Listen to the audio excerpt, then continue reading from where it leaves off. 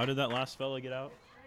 Ground out to short. Short. Oh, they're both short. You're right. You're right. I watched it happen. All right. Just let me know, Mitch.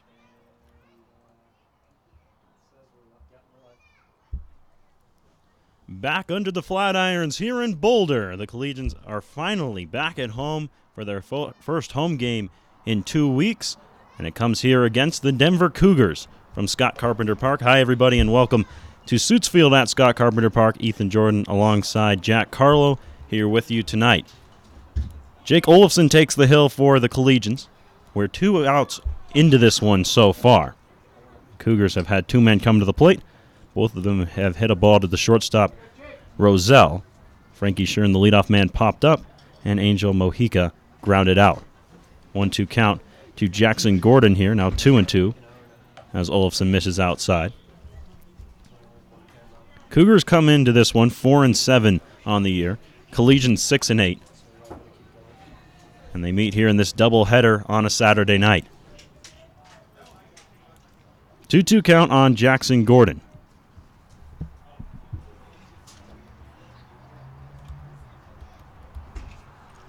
Olafson ready and brings it home.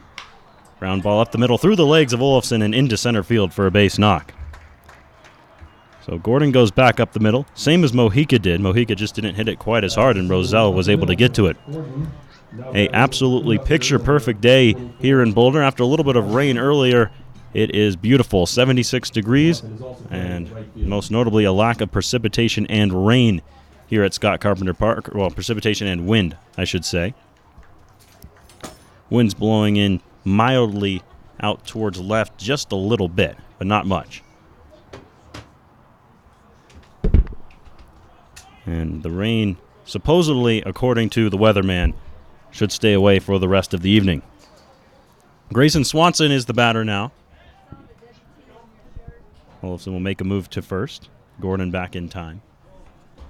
Swanson starting in right field today for the Cougars.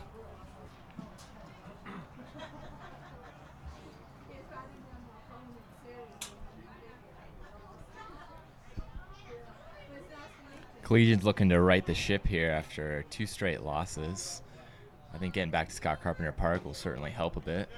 And there's a strike from Olafson. He fires it in on the inside corner to Swanson. And the Collegians have not played many home games, as we mentioned, only 1-2 at Scott Carpenter Park when they're the home team. They did play 2 games against the Denver Pirates here, but because of some field mishaps for the Pirates, they were the home team at Scott Carpenter Park. So as the home team, the Collegians are only 1-2, looking to get back to 500 at home and back to 500 in general tonight. In fact, this one misses high.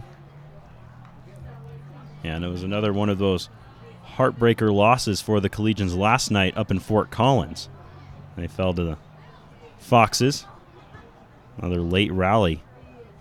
It was tied going into the 8th inning, then Fort Collins took a commanding lead and did not relinquish it. 1-1 pitch is fouled away. Collegians, for the first time, I believe, since opening night, are in their all white uniforms, red lettering, red accessories, the sleeves, the socks, all red, the blue navy caps. The Cougars are wearing white pants as well, but they are rocking the black and white camo uniforms with black numerals. And the black caps, black socks. It's the high socks for Swanson, who's the batter, and a pick over to first. And back in time is Gordon standing up.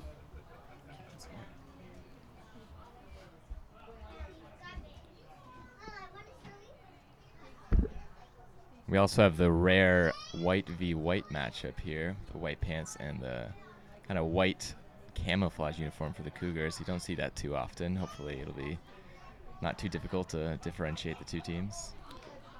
This one, just a piece of it for Swanson, as he stays alive just barely. Olafson has pitched in 1 home game this year. He pitched against Fort Collins back on June the 1st.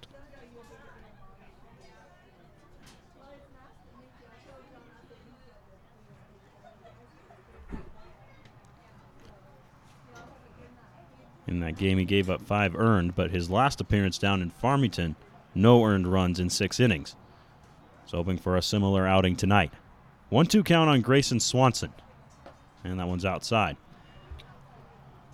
Defense for the Collegians looks like this. Hunter Hudson's behind the plate. Turner Davis plays first base. Kix Farrell is in the starting lineup at second. Brennan Roselle is the shortstop. Jimmy Hollinger is at third base. Around the outfield, it's Nick Arrivo, J.J. Reeves, and Kelby Richardson. So the usual outfield. A couple of changes on the infield defense. And with the 2 games, you're going to see some mixing around as Swanson asks for time. I'm sure we'll see Logan Coward and Connor Costeca perhaps in game 2. And perhaps Johnny Dowse as well behind the plate. Maybe Turner Davis. 1-2 on Swanson. Olofsson leaves one a little more in the zone than he would have liked. It's popped up down the left field line and it'll get out of play. Fortunate for Jake that it was pulled by Swanson. He also dropped the shoulder quite a bit and got underneath it, but that is not where Olofsson wanted his 2-strike pitch. Arrivo and Roselle getting their track work in this evening. So it's still 2-2. Runner at first, 2 away here in the top of the first inning. We're scoreless from Scott Carpenter Park. Collegians and the Denver Cougars.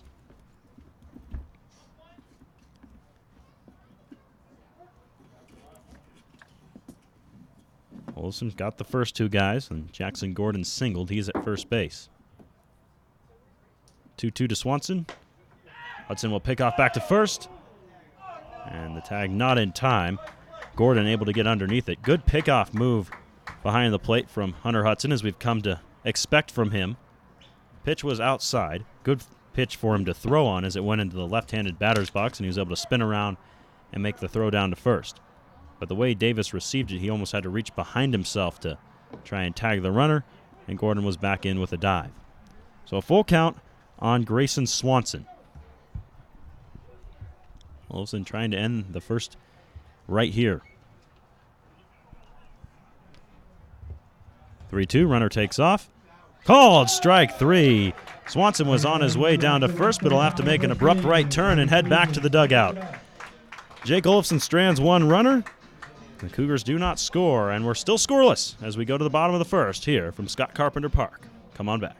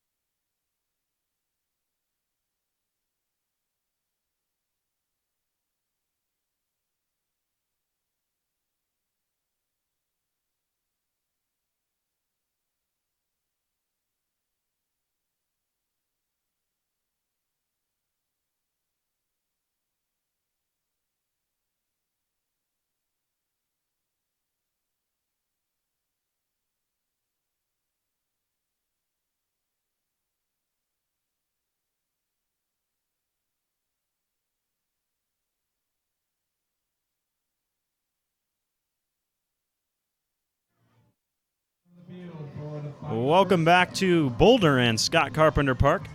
Collegians and Denver Cougars here this Saturday night. Game 1 of 2, bottom of the first inning, and the first chance at bat for the Collegians. Brennan Roselle will lead it off, as he's been doing recently. And Roselle takes a strike. Lineup looks like this for Boulder. Roselle's followed by Nick Arrivo, Hunter Hudson, Turner Davis, Chris Jimenez, J.J. Reeves, Kelby Richardson, Kix Farrell, and Jimmy Hollinger rounds out the 9 for Boulder. 0-1, missed a low to Roselle. 1 ball and 1 strike on the shortstop. On the hill for the Cougars is Gary Watkins. Watkins making his 4th appearance of the season. Roselle drives one to left. This one is way back, and it is gone into the skate park. Brennan Roselle, a leadoff blast, and the Collegians lead it 1-0. Left fielder came up great effort, and was just outside his reach. That's Brennan Roselle from Long Beach State University. Nice way to start the Collegians offense off tonight. Before the Collegians, the early lead, and the ball has come back from the skate park. And now Nick Arrivo will try and follow up that opening act from Roselle. Nick Arrivo, left field, number 14. Arrivo getting the start again here tonight. He's been one of the feature pieces of this Collegians offense thus far. In fact, leads the team in most statistical categories. And he takes a strike. I think Arrivo's going to be coming out firing today. He had a bit of a rough night yesterday. He hit the ball hard, but it seemed like it was just right at somebody every time. Yeah, took an 0 for 5 in the loss last night. And now it's 1-1. Yeah, not typical of Arrivo. We hope a little bounce back performance will help him out tonight. Did drive in one of the Collegians' 7 runs in that game. They fell to Fort Collins 11-7. A game that was tied at 7 going into the bottom of the 8th inning. Liner to left center field. That's a base knock. And it's 2 straight hits for the Collegians here to begin the bottom of the first. So a solid piece of hitting from Nick Arrivo. And now Hunter Hudson will try his hand at it. Number 11, Double H, Hunter Hudson, the Hudson catcher. also played last night and seemed to get back to his old ways. He was 3 for 5 and also drew a walk. So that's good to see from Hudson, who'd been scuffling just a bit at the plate. But the coaching staff has stuck with Hudson, keeping him around the middle of the order even throughout some of the struggles. And if you watch him in batting practice or even at his approaches at the plate, even in this slump, you can see the quality hitter that Hudson is. And Hunter watches a fastball outside for ball 1.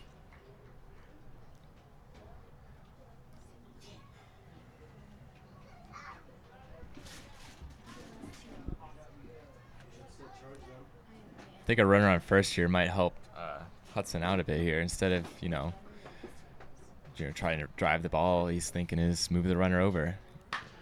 Rounder to short. That will not move the runner over. In fact, it will get him at second base. Throw to first is in time, and it's a double play. Mojica to Reinders to Pennington for the Collegians, for the Cougars. And the Collegians now have 2 outs in the inning, and Turner Davis the batter. In Georgia, Turner Davis.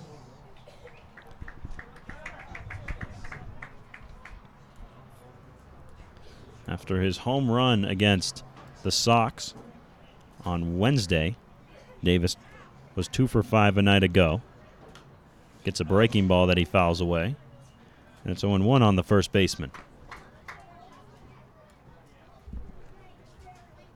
Watkins this year is a 3.6 ERA in 22 innings pitched. He's been probably one of the main workhorses for the Cougars. Davis gets underneath this one, pops it towards center. Shern comes in, makes the grab, and the side is retired. But Brennan Roselle gives the Collegians the lead on a leadoff home run. They lead it 1-0 as we move on to the second inning here from Scott Carpenter Park in Boulder.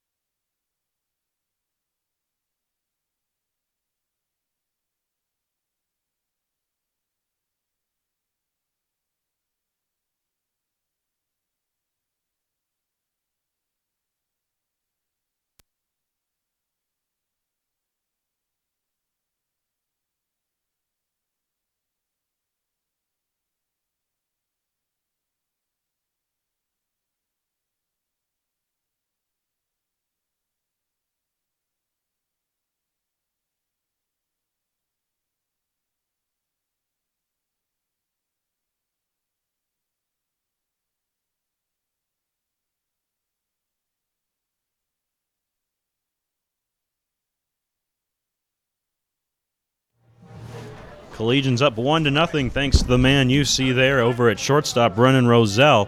A leadoff home run in the first inning as the Collegians up by 1. As we move on to the second, Jake Olafson goes back to work. He'll see 5, 6, and 7 of the Cougar order. And Olafson fires in strike 1 to Brody Marino. Marino, number 13, he's the catcher this evening. Marino.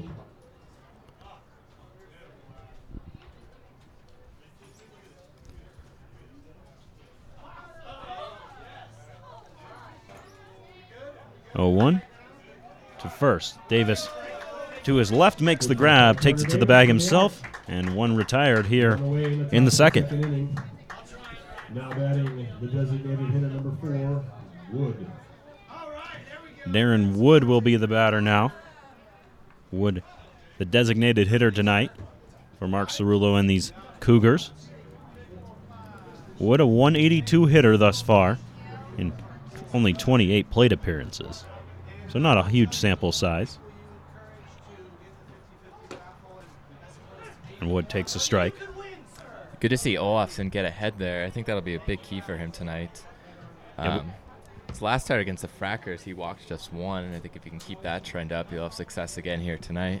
The command was definitely the thing to point out for Olafson in that Farmington game, just missing there below the zone, as opposed to the game he started here against Fort Collins. Especially with the fastball, he was just locating it a whole lot better. So he dug into his stats a bit, and he threw 70% strikes and 60% first pitch strikes. It's definitely a huge indicator of success and, just getting ahead so he can work off those off-speed pitches later in the count. Right there, you can look at the statistics, and the difference in batting average between an 0-1 count and a 1-0 count is dramatic.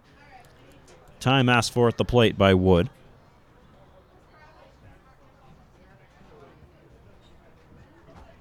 The Frackers hit just .83 when he had a first pitch strike ahead in the count. 2-1 offering from Jake. It is wide of third. Mark Cerullo, the coach, grabbing it there for the Cougars. And it's 2-2.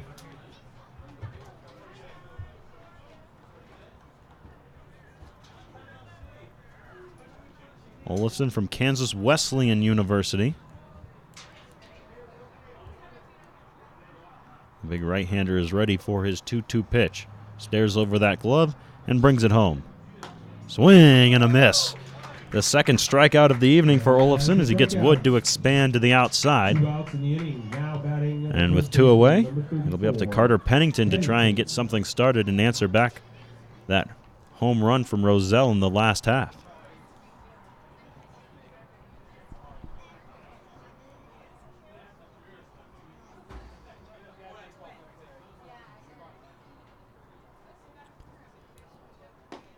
And there's another first pitch strike from Olafson as he fires in a fastball to Pennington.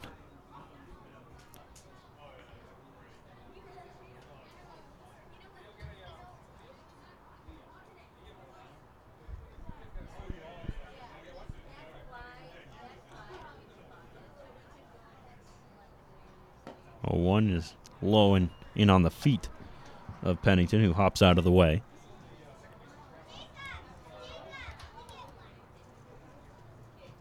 One nothing Boulder here in the second. 2 away. 1-1 from Jake Olafson is high. 2-1.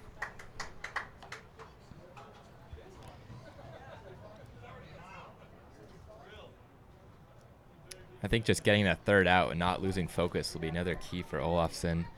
After the first inning, we had 2 outs, and I think Gordon hit a single up the middle. And just, getting that clean inning. Hope things move along a little faster. 2-1 pitch. This should get that third out. To Farrell at second. Kicks, throws it over to Davis to make the play.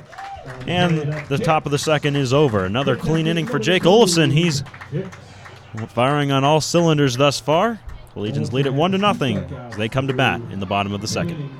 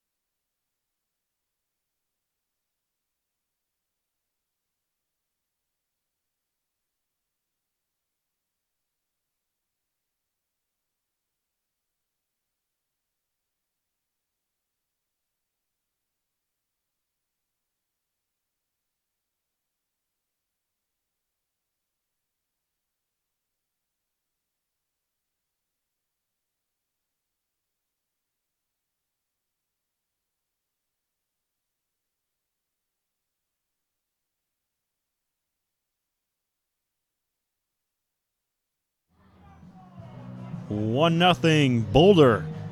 As we move on to the bottom of the second inning here from Scott Carpenter Park. The Cougars and the Collegians in a Rocky Mountain Baseball League showdown on this Saturday night. Ethan Jordan and Jack Carlo alongside you for this one. Chris Jimenez will be the batter for Boulder. Jimenez has been red hot of late. 7 for his last 17. First offering to Chris is in the dirt. That's ever since he came back from Farmington. He's raised his batting average 123 points. 1-0. Hit towards right. This one going back down the line. It'll fall in and run up against the wall. Throw coming in from the corner. Jimenez will put the brakes on at second base. And it's a leadoff double for Chris Jimenez. Chris Jimenez plays college baseball with Brendan Roselle, the Collegian who hit the home run the last inning. These guys are having fun here.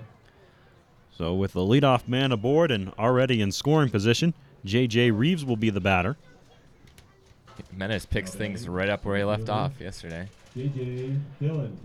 Yeah, Jimenez had a fine game in Fort Collins a day ago. Recorded 4 RBIs on 3 hits. Seems like anytime the Collegians do anything on offense, Jimenez was right in the middle of it. Looks like he's keeping that up here today. He's giving the pitcher something to think about over there at second base. And this one misses low and outside to J.J. Reeves. Reeves had 2 plate appearances yesterday. He did not start, but then came in for Kelby Richardson in the later innings. He went 1 for 1 with a walk. The 1-0 pitch. Below the knees. 2 balls and no strikes to Reeves.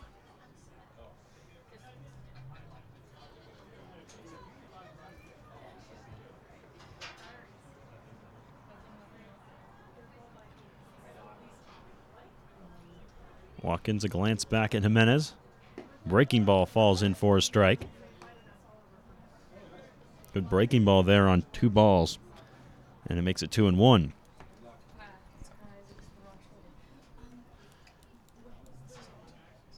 Not much you can do with a breaking ball 2-0. That's not a pitch you're taught to expect there. Another breaking ball. Chopper over the mound. Back behind second base. Shortstop can't grab it. Everybody's going to be safe.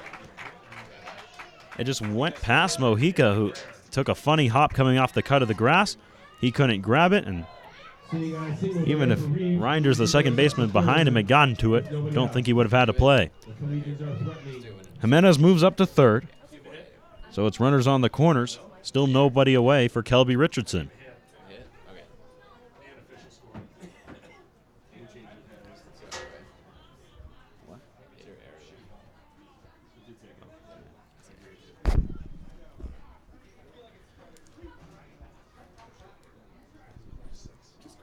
Runner takes off, throw down to second, bounces in, and the tag applied to J.J. Reeves. He's caught trying to swipe second base. Nice defensive effort out there by Reinders, who was covering the bag.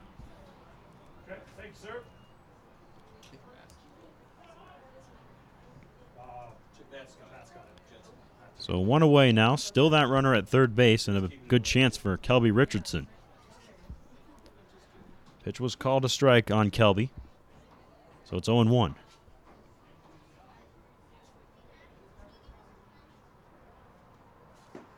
And a breaking ball drops in on the outer part of the plate for strike 2.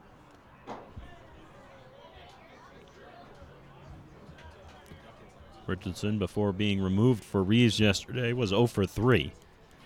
Had 3 strikeouts. Trying to get back on track here on Saturday. 0-2 pitch, just off the black. 1 ball and 2 strikes.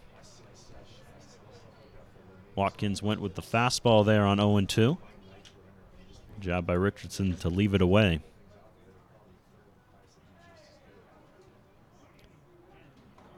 One, two, back to the screen. Good job fouling off that pitch there by Richardson. The Collegians cannot afford a strikeout right now. 2 outs, runner on third makes it very difficult to score. I think just putting the ball in play anyway, anyhow, will be huge for Richardson here. Barring anything like right back to the mound. Yes, except for that, of course. Ball in play should drive in the run with the infield back. And that one misses low.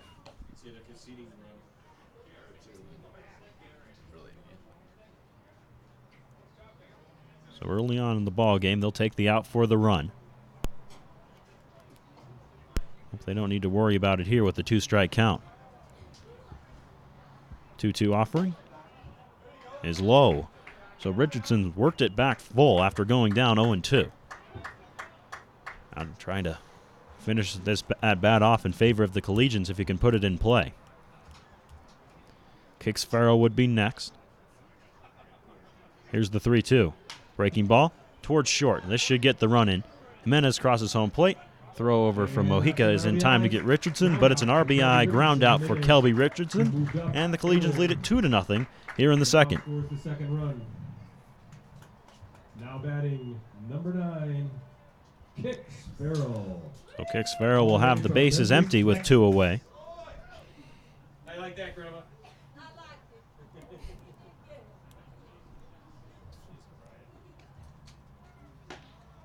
There's a strike. Breaking ball that drops in. The Collegians, after hitting that home run in the first, are playing a little small ball this inning. After the leadoff double from Jimenez, Reeves moved him over, and Richardson with a good piece of hitting there to get him in. Swing and a miss by Farrell to pitch low in the zone. He was over the top of it. Ethan, how important would you say it is to score offense in kind of a variety of ways? You know, offenses often go through slumps, and I think producing runs in many different ways can help out sometimes. No doubt about it. Just it depends on what the pitcher's throwing you to. There's not always an opportunity to score a run a certain way. If a lot of the lineup is struggling, then you look to 1 or 2 guys to try and hit for power, get things going, or even have some guys lay down bunts, play small ball. Just kind of depends. You get runs any way you can. Collegians have done it in 2 pretty opposite ways. It's certainly a team effort. Full count on Kicks Farrell. Collegians look to add on a little bit here with 2 away. Farrell grounds it to third. Some trouble over there with it for Gordon. Throw to first. Gets Farrell by a step, and the inning is over. So the bobble for Gordon doesn't hurt him any as he gets the out, but the Collegians strike for 1 here in the second. They lead it 2-0. On to the top of the third here from Boulder and Scott Carpenter Park.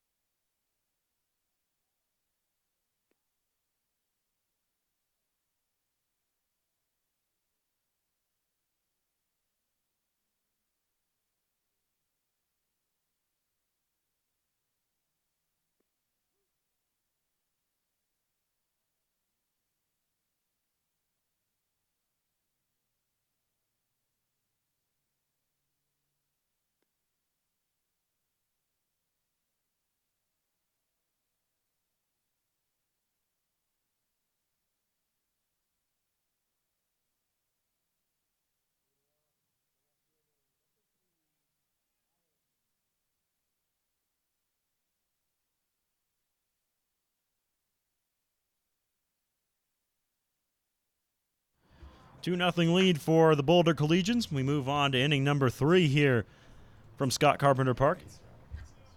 The Denver Cougars will take their third go around against Jake Olofsson.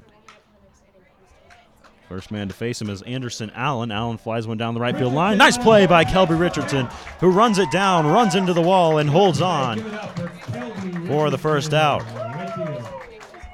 He had to go a long ways to get that one. He was just about central right field. There's a good amount of foul territory down that line, and he ran it down just in front of the fence. Now batting number 2, second baseman Rinders. So Hunter Reinders will be the batter, 9-hole hitter, and the second baseman tonight for the Cougars.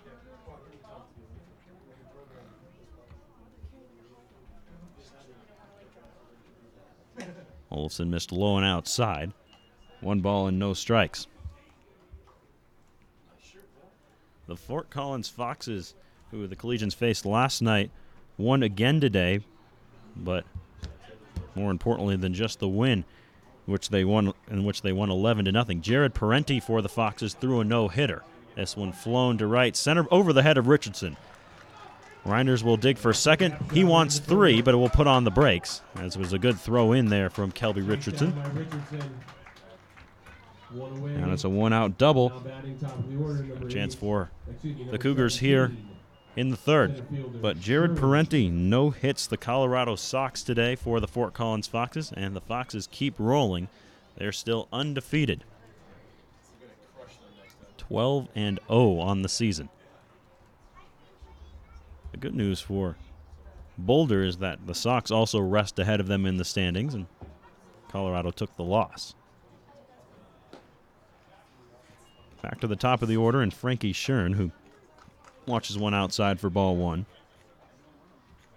Schern popped up on the first pitch of the ball game back in the first inning.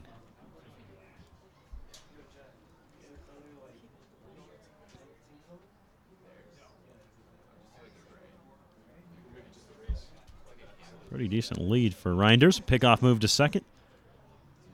Reinders back in with a dive. Olafson clutched a little bit on the pickoff move, waiting for Farrell to get over there.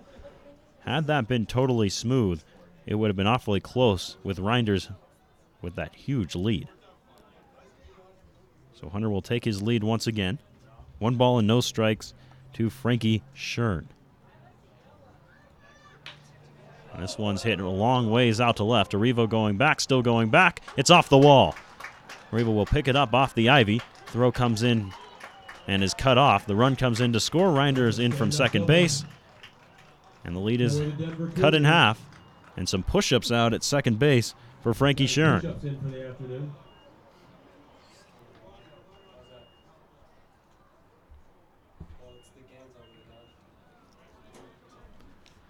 So an RBI double for Schern. Number 10. Missed a home run by about 4 feet. It's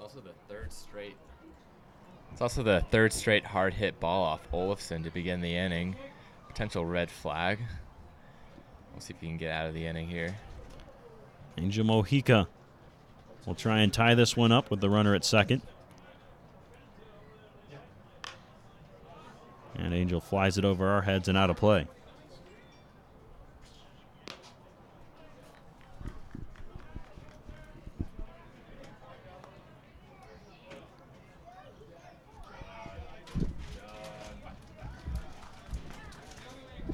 A 1-1 with 1 away on Angel Mojica. Runner at second, 1 in the inning for Fort Collins. Boulder still leads at 2-1. Olson's next pitch, line to center field. That's another base hit. Reeves will come up with it and throw in quickly to hold the runner at third. And in trouble now is Mojica. He's going to be in a rundown between first and second, but they're going to let him go right back to first. There was no one covering, with Davis coming in to cut off the throw from Reeves. So Mojica bailed out by that. Would have been an interesting play with the runner at third. But as it is, runners at the corners, and still only 1 away. On that play, he might have wanted to have Hollinger to be the cutoff guy there. Could have kept Turner Davis at first base. And maybe the runner at first wouldn't have taken such a wide turn. Typically, the third baseman cuts off throws to home from left field, and the first baseman center and right field throws. But Davis had to go a long ways over to get that one. And it was a little bit off to the left center gap. Honestly, that could be just a communication issue for the Collegians there. I also don't know if they expected Mojica to take such a wide turn and then decide to go back. But regardless, runners on the corners with 1 out. 1-1 on Gordon. He took a strike. Move to first from Olafson. Back with a dive is Angel Mojica.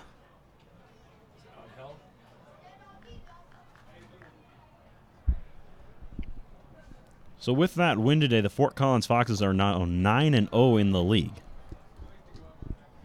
Game Day Saints fall to 500 in the league, 3-3. 0-1 offering, in for a strike. It's 0-2 on Gordon. The Game Day Saints still sit at 3-2, so they're in second place. And the Collegians are 4-4 in the league, tied with the Sox. Looking to move ahead of them here tonight. Another move over to first. If they're able to win both games here tonight,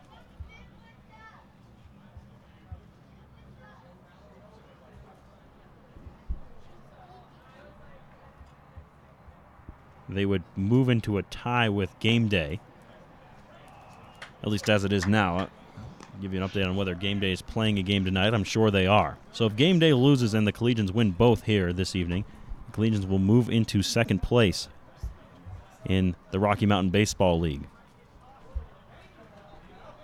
And even if they do so, they're still, I believe, 4 or 4.5 games behind Fort Collins. That's how good the Foxes have been this year. 1-2 pitch to Gordon. Comes inside, and it's 2-2. With all the Collegian struggles this year, they're still definitely in striking distance for at least the second spot in the Rocky Mountain Baseball League. They have won the majority of their games in league play, which is a good thing. They played those first-place Foxes 3 times, and they've been in 2 of those games. They lost one of them by 1 run, and then you know about the game last night. Yeah. 2-2, called strike 3. Gordon knew it. Shakes his head, and the breaker drops in on him from Olafson, and he's gone on strikes. Strikeout number 3 on the evening for Jake. He tries to work out of a situation here in the 3rd inning. 1st and 3rd still, and Grayson Swanson the batter.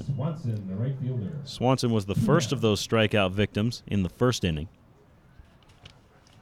Has a chance here in the 2nd, or in the 3rd, as for the Cougars.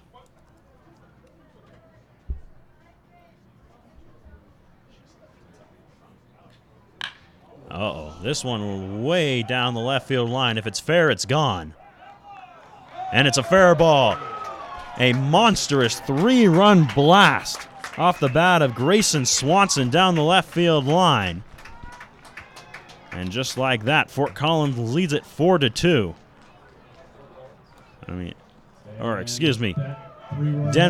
Denver leads it 4-2. That may have been the farthest ball I've ever seen hit at Scott Carpenter Park. That was a shot. It was right down that left field line. It's 334 out there. And I'll tell you what, that thing may have traveled closer to 360 or 370. I lost sight of it over the trees. That's right, over the trees out there. I bet that was over 400, at least. So with Fort Collins up now, they will now have Brody Marino, the hitter.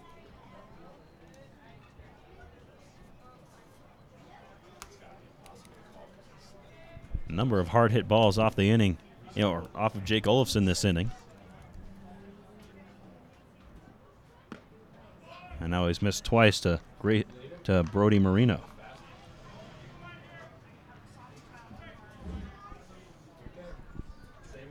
I mean, that one off the bat of Swanson was just different.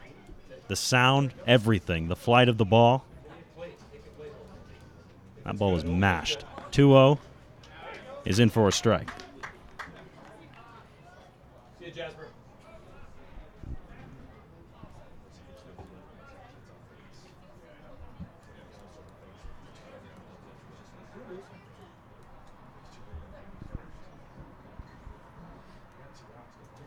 The 2-1 just missing. Hudson nods yes at the pitch despite the ball, but good pitch from Olafson right where Hudson had it set up. It just missed, so it's 3-1 on Marino. Wolfson trying to get out of this third inning. 3-1 pitch. A breaking ball that doesn't break. And it's ball 4. Now batting number 4, the designated hitter, Wood. I think Olofsson, after 4 straight hard hit balls to begin the inning, just being a little bit too fine there against Marino. To go back to his plan in the first and second innings, try to settle things down here.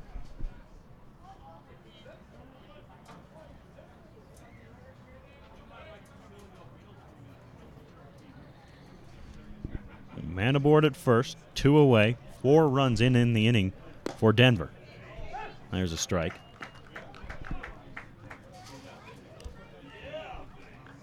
Denver has played fewer league games than these Collegians.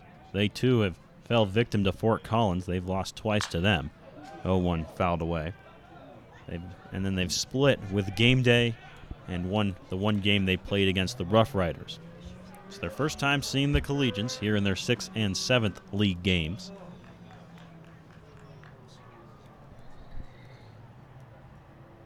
All told, they're 2-3 in the league thus far. 0-2 on Darren Wood. And Wood sends one to right. Richardson going back, looking up, and reaches just in front of the wall to make the catch for the third out. So another hard-hit ball in the inning, but Richardson there for it. And the lead is now 2 for Fort Collins. They lead it 4-2 as we move on to the bottom of the third here from Scott Carpenter Park. Reminder, the concession stand is open with delicious food, hamburgers, brats, hot dogs, chips, water, popcorn. Bootstrap Brewing is here, $5 for one of the best Boulder area beers you can find. Bootstrap Brewing. Reminder that we have a raffle is still open. You can go to the tent and sign up for the 50-50 raffle. Speaking of the tent, we have merchandise for sale, hats, t-shirts for your Collegians fans here at the ballpark as well as at home.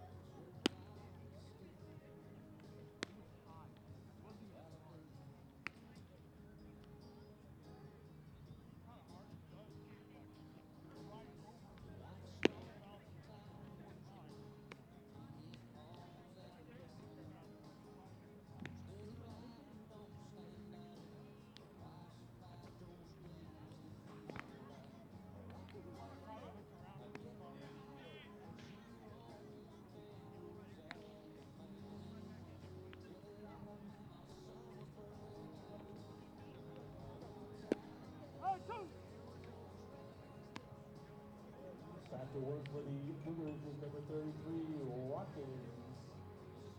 He settled down nicely after a little bit of a rough start that first inning. Close ball game. 4-2 Fort Collins here in the bottom of the third inning, thanks to Grayson Swanson, who hit a 3-run blast onto 30th Street out there.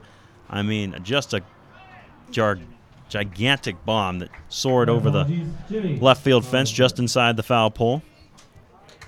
Now the Collegians going to have to try and answer back. It will start it off with Jimmy Hollinger out of the 9-hole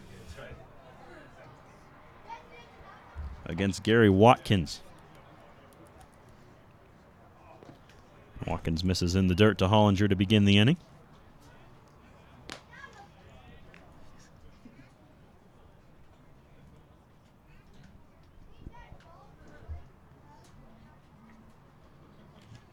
Jimmy swung the bat well recently, and he watches a breaking ball that's in tight. 2 balls and no strikes.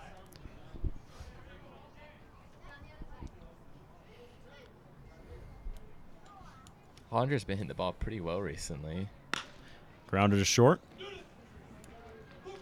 Therefore, it is Mojica. Throw to first gets Hollinger by a step, and the leadoff man is retired.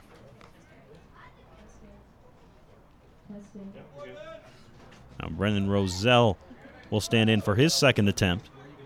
He had a home run to lead off the ball game for Boulder.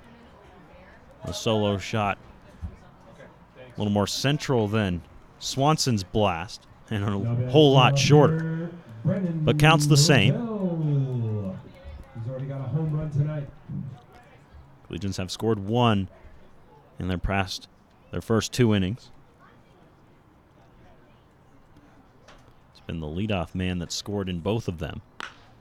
Roselle fouls it away. Brennan scoring himself, of course, on the home run. Chris Jimenez doubled to begin the second and was knocked in on a Kelby Richardson RBI groundout. But no leadoff man on here. 1 away for Brennan Roselle.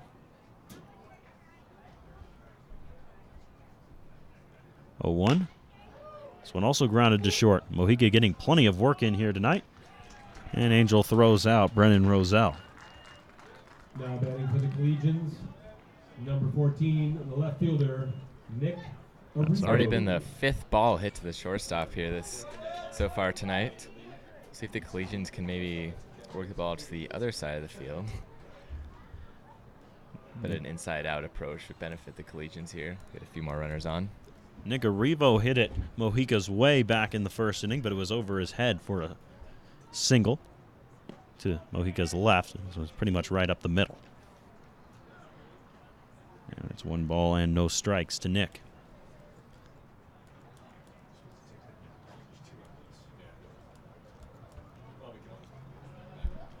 1-0. In for a strike. 1-1 on Nick Arrivo. So Watkins trying to work a scoreless frame after his team put up 4 in the top half of the inning. 1-1. Chopped off the plate and foul.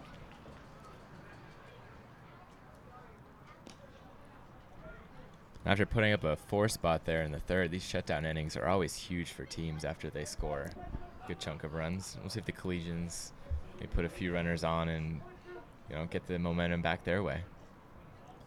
Yeah, 1-2-3 inning after a big blast like that put the team up by 2 can really secure the momentum on your side. Still 1-2 as Arrivo fouls that one away.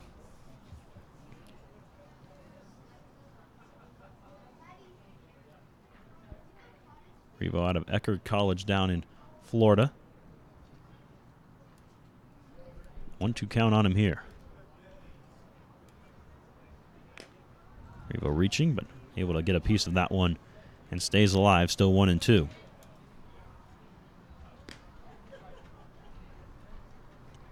Arrivo's so good out of the 2-hole. He just has definitely one of the best bat control guys on the Collegians.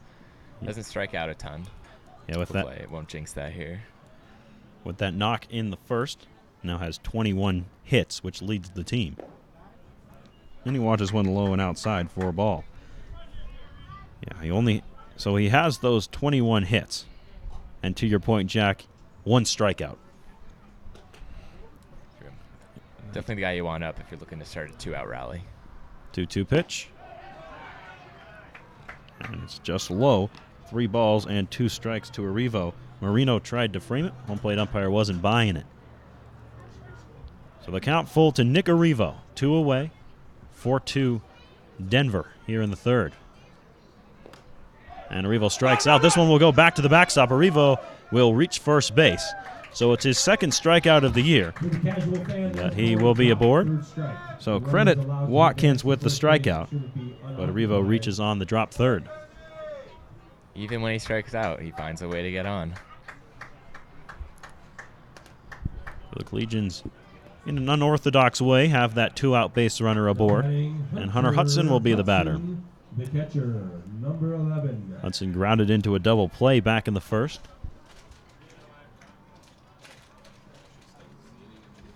Try and at least move Arrivo around here with a single.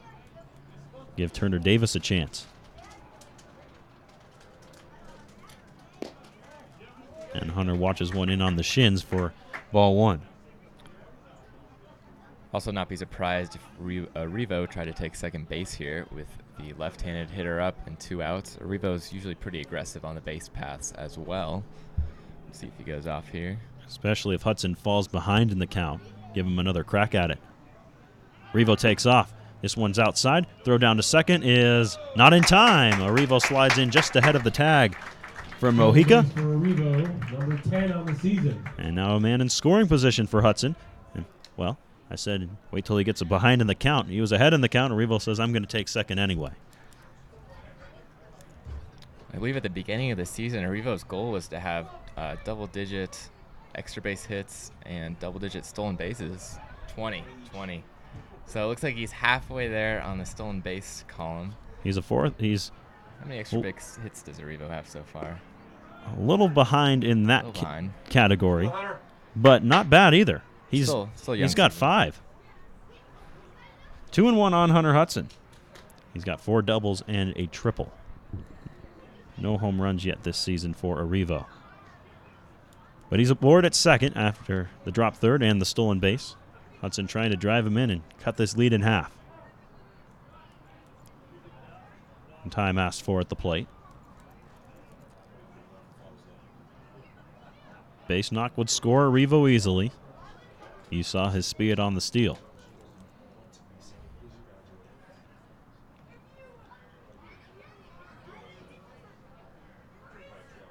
Hudson ahead in the count, 2-1. Here's the pitch. Hudson sends one to center. Sheeran will call for it and make the grab, ranging to his right, and that will end the inning. So Revo reaches, but is unable to score. Collegians still trail at 4-2. We're on to the 4th here from Scott Carpenter Park in Boulder.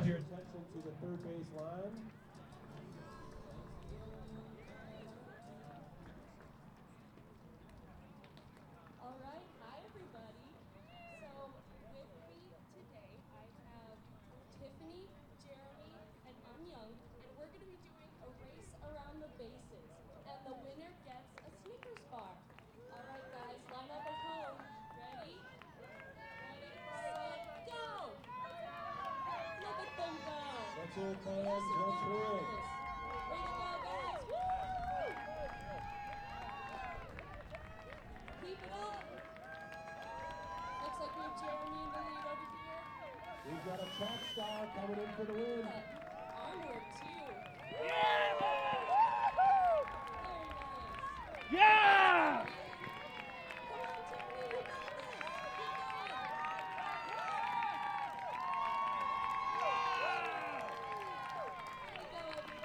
All right, the Snickers goes to Jeremy. Thanks, guys. One more round for the participants of the Around the Base Series race.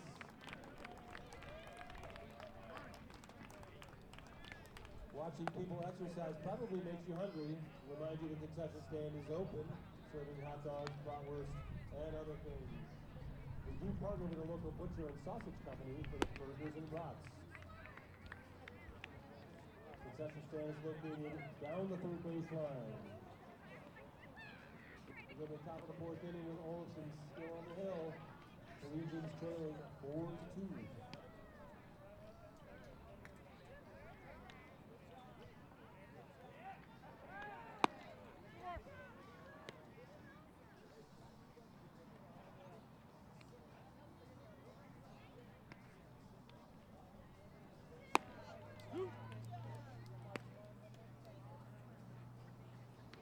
We also remind you to stop by the merchandise tent for new Collegian shirts or hats. This is the last year the Collegians will be sporting the iconic DC logo. Fox is up by a pair as we move on to the 4th inning from Scott Carpenter Park. The Cougars up 4-2 here in this one. Ethan Jordan, Jack Carterlow alongside you.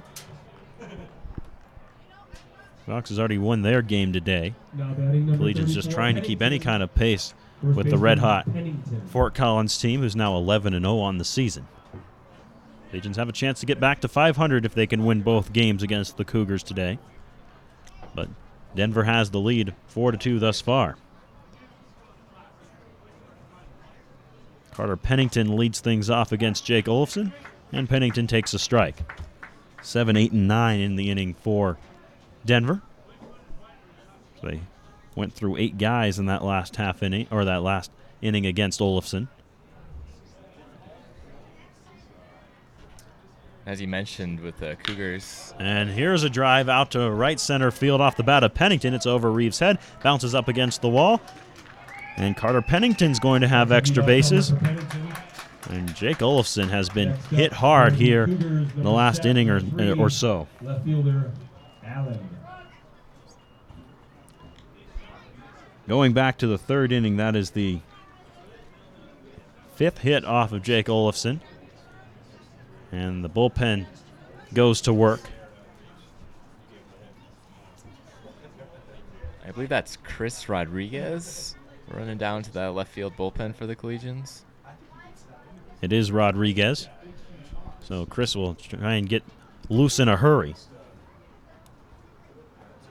Olofsson got the first out in the 3rd and then got tagged with 2 doubles and a single. And struck with somebody out and then had that mammoth blast from Swanson. So Cougars are seeing him well the second time through the order. Anderson Allen will see what he can do with his second at-bat. And Allen fouls this one away.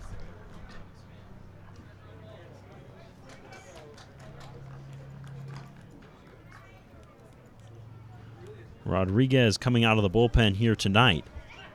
He started the game at this very field against the Pirates, the second game against that Denver team. 0-1 to Allen. Is outside.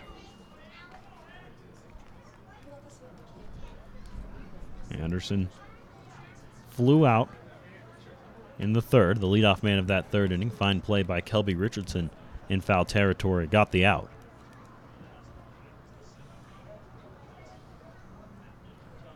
Wilson a deep breath. Here's his 1-1.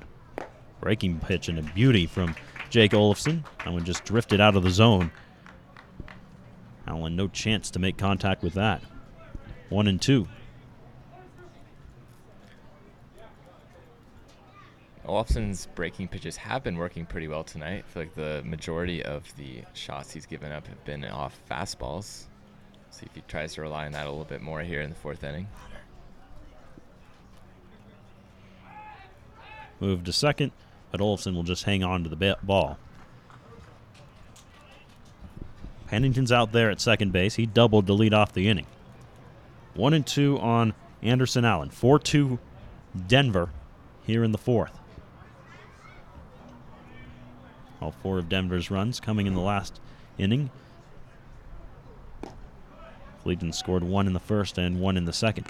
2-2 now to Allen. 4 runs on 6 hits for Denver.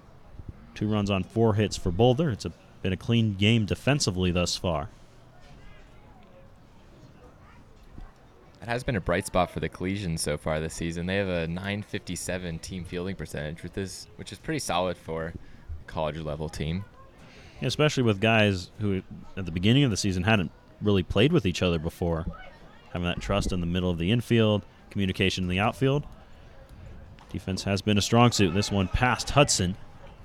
He went out wide past the left-handed batter's box to try and block it. He got a piece of it, but it popped up over his head. Down to third base goes Carter Pennington. And the threat just a little more for Denver. Fly ball would drive him in here, as would a ground ball. Defense conceding the run.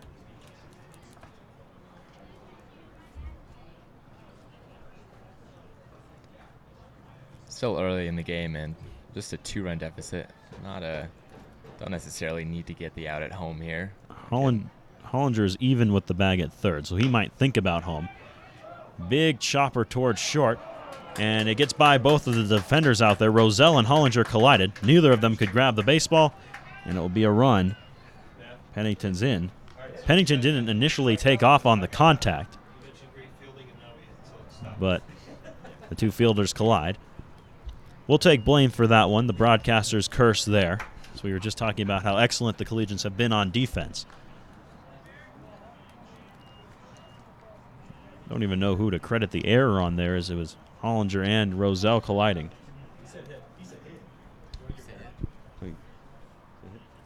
We're conferring with our official scorer. See, he said maybe even a hit, as it didn't really hit either of them. Probably should have been an out. It was a high chopper, so perhaps the runner would have beat it out anyway. Really could go either way there. Definitely a tough one to, I guess, decipher hit or error. And the official score has credited it as a hit, so we'll give a hit to Anderson Allen. 1-0 on Hunter Reinders.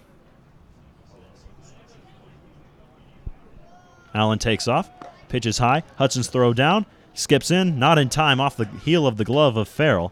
Kicks away, but no further damage done. And Allen has second base. Based on the speed he just showed on that steal, I think he might have beat out that chopper. Matters very little, though, as the play was never made. And now another runner in scoring position. And Hunter Reinders ahead in the count. 2 balls and no strikes. Collegians already down by 3.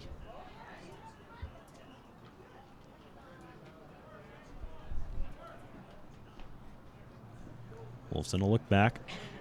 Couple of looks back at Allen. Now brings it home. Swing and a miss. Had an off-speed pitch. And it's 2-1. Like a changeup there from Olofsson.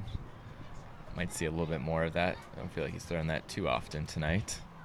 And Reinders was definitely off balance there.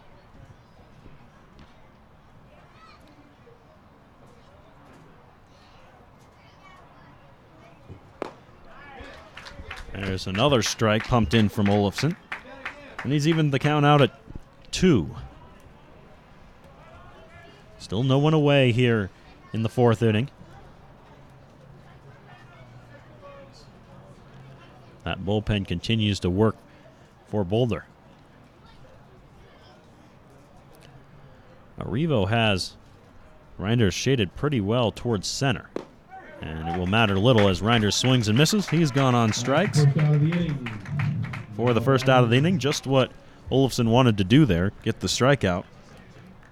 And now Frankie Schern will stand in. Schern, the center fielder. Schern, an RBI double in the last inning. He's 1 for 2. Olofsson struggled second time through the order, trying to put it back together here the third time through.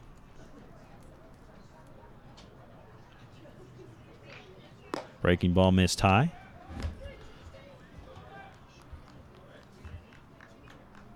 He's had a little trouble controlling that curveball. The past few times he's thrown it. We'll see if maybe he goes to that changeup a little bit more as an off-speed pitch. When he's kept the curveball low, it's been good. As you might expect, when it's been up in the zone, it's been crushed. This one is foul, or missing completely as that last one did. 1-1.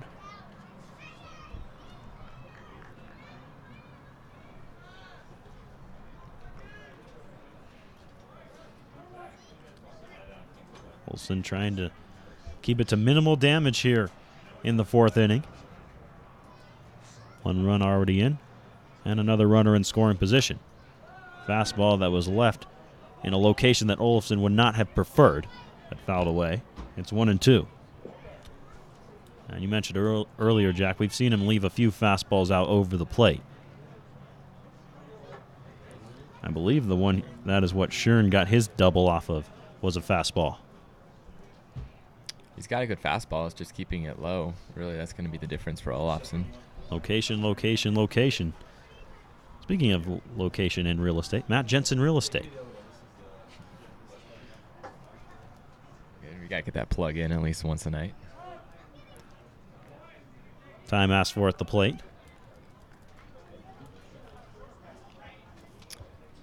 A big pitch here for Olofsson with 2 strikes. See if he can keep that runner at second, not let him advance any further. 1-2 pitch. Fouled away. The Rockies are underway again against San Diego after, well, let's not talk about last night. How about that? And already the Padres lead the Rockies 2-0 in the 2nd inning. Or excuse me, in the 1st inning.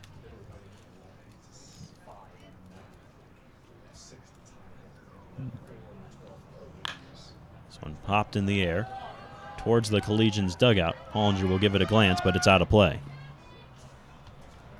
So it remains 1-2 on Frankie Schern.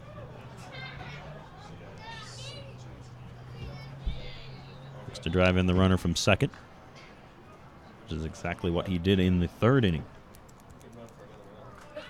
Started off that big 4-run third for these Cougars, the Denver Cougars.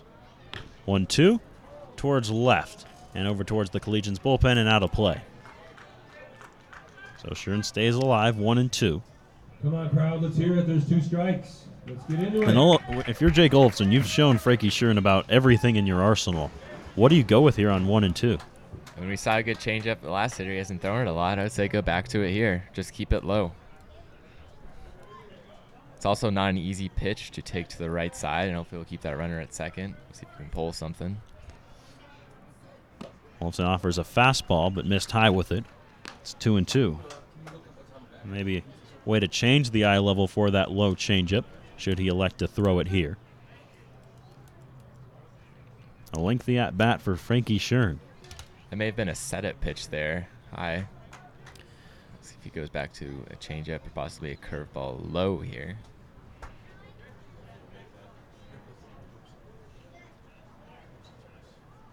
Eighth pitch of the at-bat. Missed high, and it's full, 3-2.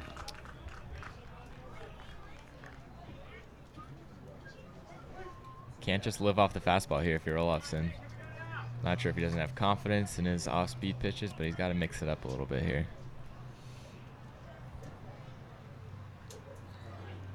Well, the full count, we'll see if he wants to go breaking ball. Uh-oh, and he's got the runner Allen hung up. Olofsson will try and chase him down himself. Flip to Hollinger, and Jimmy's got the tag. And Anderson Allen is out, picked off between second and third base. And that's unfortunate for Allen, who elected to just take off after he was hung up. There was no one there at second base. It was more of a, let me rethink this pitch kind of step off for Olofsson. But Allen panics, and the runner's taken off the bases for Denver. He would have been safe by a mile if he'd just gone right back to the bag there. Not sure why he opted to head to third. Good play by Olofsson to cut him off. 3-2 pitch. And just like that, another base runner aboard for Denver. So no sooner do the bases get clear than Frankie Schern reaches on a walk. Good news is, after that tag between second and third, there's 2 away. Here comes Mark Goodman out of the dugout. Now batting the shortstop, Mojica. We'll see. And there's the signal to the bullpen. Here comes Chris Rodriguez. So Rodriguez will jog in and get warmed up. And Olofsson leaves a man aboard as he exits here in the fourth. We'll take a short break while Chris gets warmed up. 5-2 Denver here on the Collegians Broadcast Network.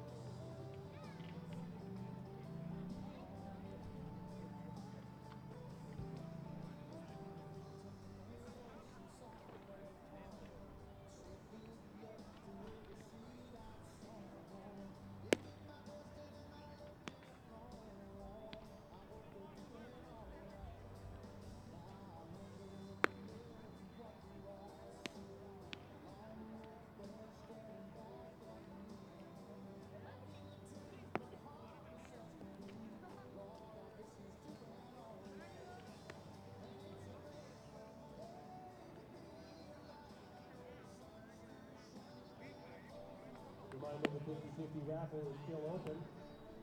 Stop by the entrance tent, participate in the raffle.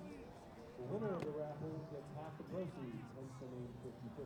50 goes to the sponsor, 50 goes to the individual winner.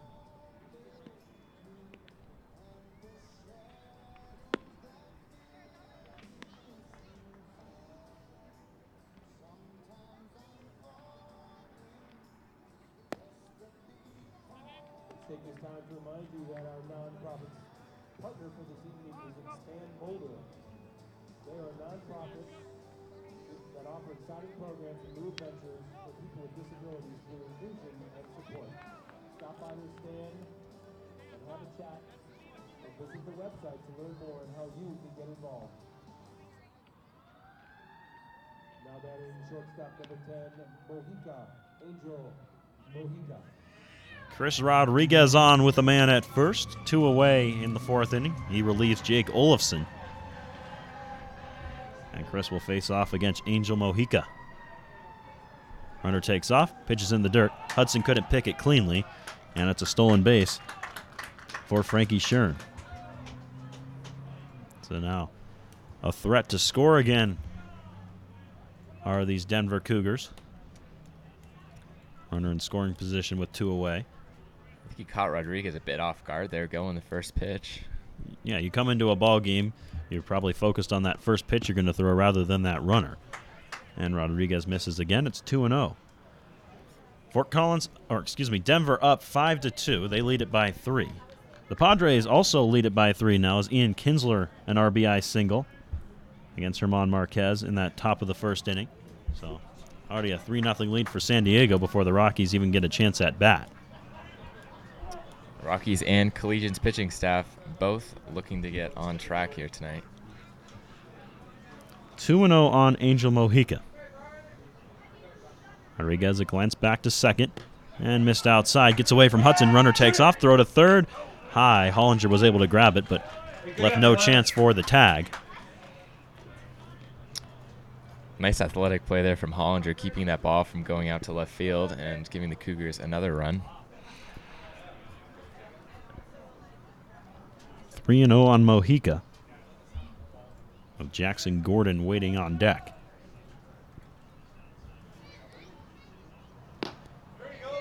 And there's a strike from Rodriguez, his first of the evening.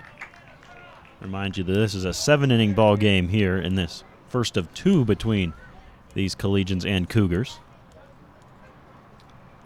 3-1 pitch. Fouled back to the screen. Again, the shortened ball game may have been another reason for Olafson's early departure, as the Collegians possibly looking to get into that bullpen a little earlier and stop the bleeding. Olafson may have gone a little longer if it was a 9-inning game. Rodriguez shakes off a pair of signs from Hudson. Now has the pitch he wants. Full count pitch, missed low, and Mojica draws the walk. So out of the bullpen, Rodriguez walks the first man he sees. Now he'll be tasked with getting Jackson Gordon. Gordon's 1 for 2. Now batting third baseman, Gordon, number 7. The opposite of most of the guys on the team, had a single in the first and then struck out in the third.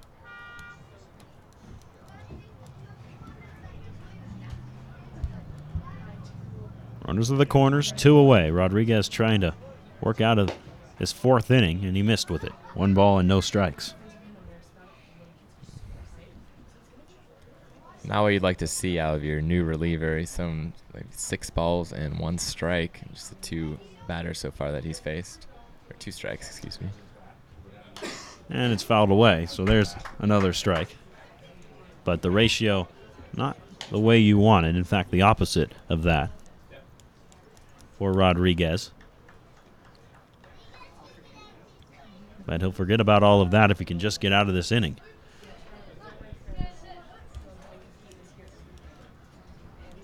A timely pickoff move for the Collegians has saved a run here in the inning. But they're still in danger of giving up another. This one fouled away. And Rodriguez just needs 1 more strike to get out of the inning. Wonder if we'll see the slider from Rodriguez here on the 2-strike count. Hasn't featured it yet.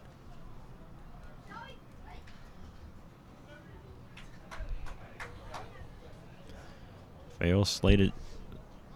That's the breaking ball missed high. Runner takes off, throw down to second. They get the runner there. The run will not score as they tag the man out at second in Mojica before Schern can come across the plate. And so it's only 1 allowed in the 4th inning. Still 5-2 Denver as we move to the bottom half here from Scott Carpenter Park.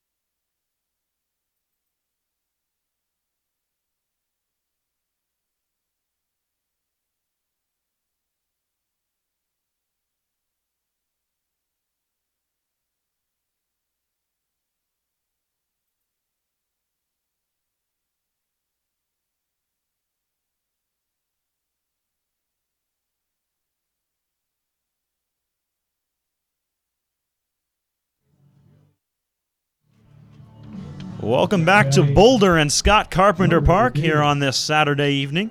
Game 1 of 2 between the Boulder Collegians and the Denver Cougars. Cougars up 5-2 as we move to the bottom of the 4th inning, and Turner Davis will lead things off for Boulder as they look to get this one even as we move into the later innings.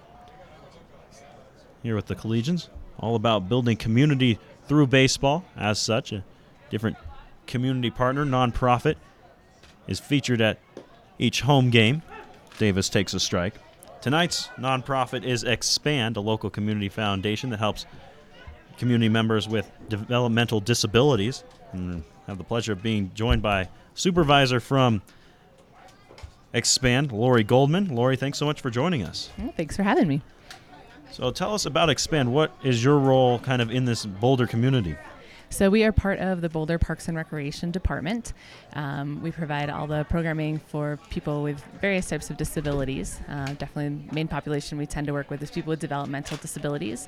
We'll do specialized programs for them, and then we also provide inclusion support for kids or adults who want to take the general recreation classes with no extra fee.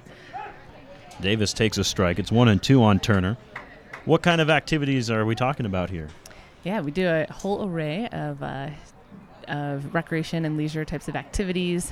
We have adventure programs such as skiing and snowshoeing. We do aquatics programs. We have sports and leisure activities, a lot of Special Olympic sports as well. Softball is one of our Special Olympic sports, so a lot of our softball athletes here tonight at the game. And then we also do leisure and cultural activities. Right, that's excellent work. What kind of culture activities would you say as Davis pops one into right center field? Therefore, it is the second baseman Reinders for the first out.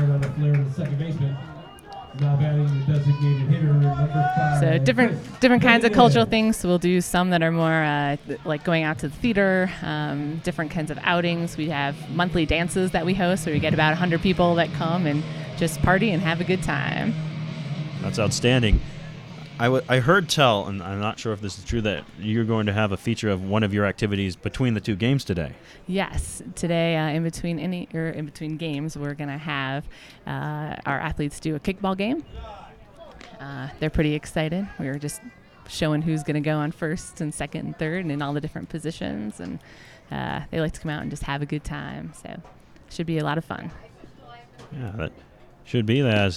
There's a strike to Jimenez, 1-1. Saw some of the athletes participated in our race around the bases earlier in the game, between innings. 5-2 Boulder as we play the 4th. Lori Goldman from Expand is with us in the booth. 1-1 pitch. Fouled back to the screen. And how long has Expand been around? We will next year celebrate our 40-year anniversary. Wow. We're very excited and in the works of planning a fun celebration for that. Hopefully be able to go strong another 40 years. I've been in the Boulder community for 40 years. They're feature nonprofit of the night here at the Collegians game. 1-2, lined up the middle by Chris Jimenez. And Jimenez stays hot. He's aboard with his second hit of the day. How good has he been the last few games? Saw some of the athletes were also getting some signatures from the players earlier. Jackson Hewlett among them, who had to ask one of the players what his number was. J.J. Reeves will be the batter. Reeves reached on an error in the second. So how can folks at home find out more about Expand in terms of helping out, or if they know a community member who would be interested in getting involved? Probably the easiest way is to go to our website. That's boulderparks-rec.org. That's the Boulder Parks and Recreation Department's website, and click on Recreation Programs, and Expand is one of those programs. So go ahead and give us a call or send us an email, and we'd be happy to get you involved. We use over 100 volunteers every year, so really appreciate all of the help and just creating more of that community for all of our athletes. So you said Expand gets involved with Special Olympics as well? Yeah, we do a lot of Special Olympic sports. Say we do softball, we have basketball, skiing, snowshoeing. Basically year-round we'll have some type of sport or activity that's happening.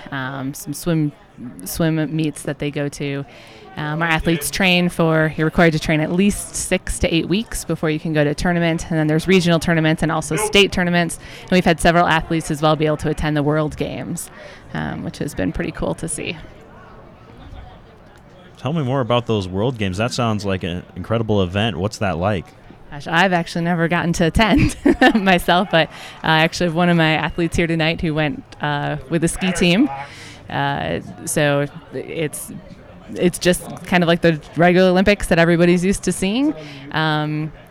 There's a couple athletes that are chosen from each state to be able to go based on lots of different factors. And they get to go for a long time to a different country, experience the games. There's amazing stories and pictures that we've gotten to see. They get their own special uniforms that they always like to wear then for many years after, so kind of celebrate the event.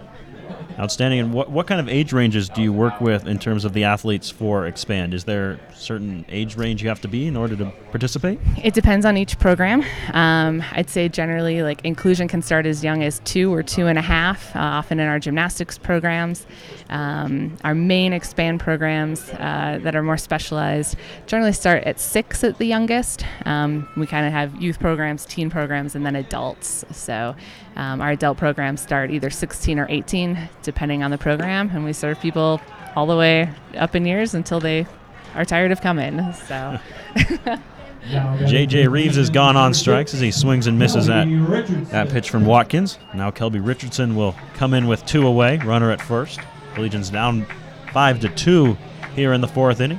Tonight's community partner for the Collegians is Expand. Lori Goldman, a member of the Expand team, is with us in the booth and telling us all about the excellent programs that Expand runs. So many different sports. I initially, when I was told about Expand coming tonight, I didn't realize how many different activities you guys had, really, especially in terms of, like, you're talking about the culture stuff, not just through sports.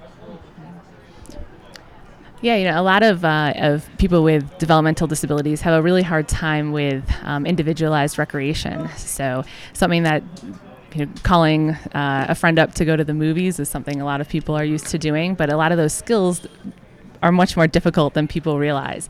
And so a lot of the people that we work with are still trying to work on learning how to do things like that. And so Expand or other programs like us around the country are often their primary recreation and social aspects. So through our programs, we really try to help our athletes work on learning some of those independent skills and gain a lot of those friendships so that hopefully they can start to be able to do some of those more independent things as well. Although we hope they continue to come to programming too, just because we love hanging out with them. Kelby Richardson, a big swing and a miss at pitch that would have been ball 3. It's 2-1 on Kelby with 2 away and a runner at first.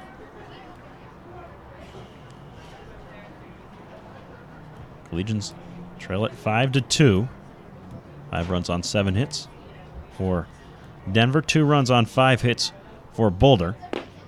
And Richardson takes strike 2.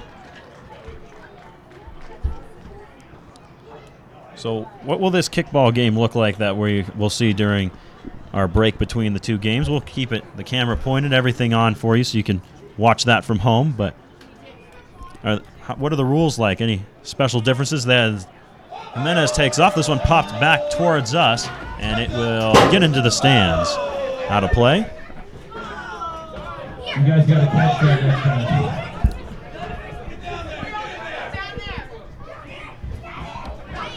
But anything for the folks at home to watch for as they're watching this kickball game between the 2 ball games today? A lot of it will depend on our athletes. We try to kind of individualize it for each person. So we might do a slower pitch for some people. If someone has a hard time maybe with depth perception, so watching the ball roll towards them is difficult, we might set the ball down and just let them kick it just from the base. We might have a partner running with an athlete to help coach them and walk them through things, to help them make sure they understand the rules and such there. So we do a lot of different adaptations, really get to be creative and just have fun. Outstanding. Kelby Richardson pops out to the shortstop to end the inning. No runs on. That's Expand, the community partner that the Collegians have partnered with here tonight. Special kickball game from Expand will be played between the two games. Our guest was Lori Goldman, a member of the Expand team. Thank you so much for joining us. Well, thanks so much for having us. We will step aside. 5-2 Denver as we move to the fifth here from Boulder.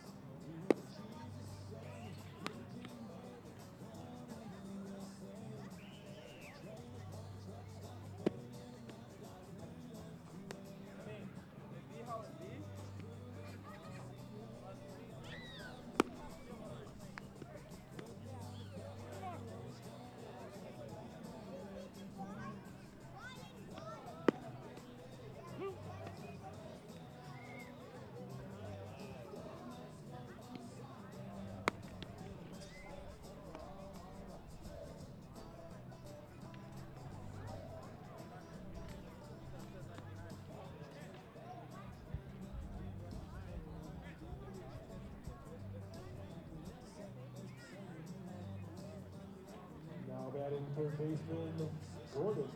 Flash Gordon.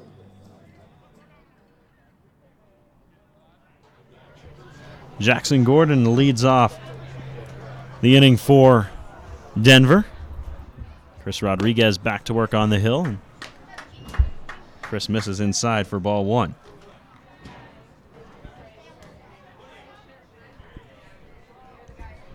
The 1-0. Swing and a miss. So Rodriguez works it even. Chris came on in the fourth inning in relief of Jake Olafson. Was able to work out of that inning without conceding a run. 1-1 pitch is in tight.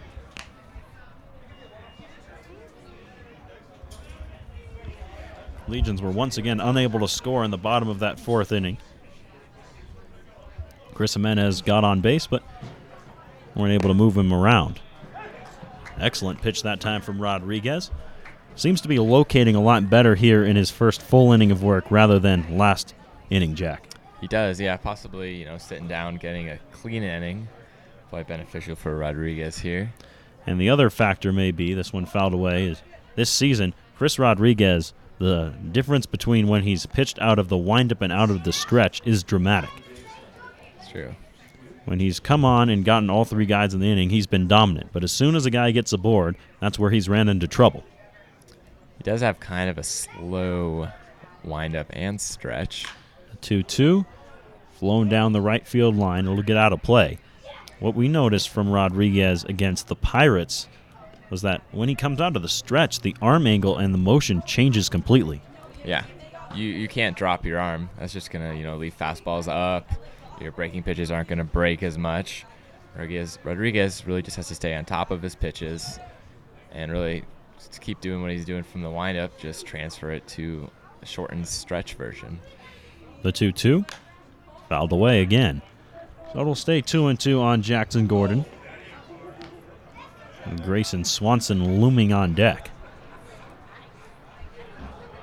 Based on what he did in the third inning, probably don't want to put a runner on ahead of him.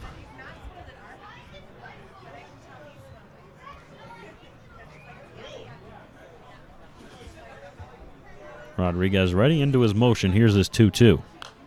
Fouled back to the screen. So Gordon battling here against Chris Rodriguez. Leadoff man of the fifth inning. 5-2 Boulder trails the Denver Cougars. The Collegians will have 9 outs to work with on offense. Definitely keeping it a 3-run lead here will be huge. 2-2 to third. Hollinger going to have a tough play. Picks it up cleanly. Throw across his body over to first is not in time. And Gordon beats it out. Hollinger did everything right. The ball was just in a spot that it was going to be really tough to get Gordon. And he beats out the throw. So with Gordon aboard, there's that man, Grayson Swanson. who hit a titanic blast down the left field line in the third inning. Pretty much out onto 30th Street over there.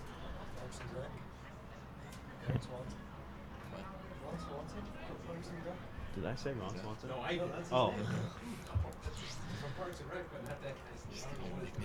It was a 3-run shot for Swanson, who takes a strike.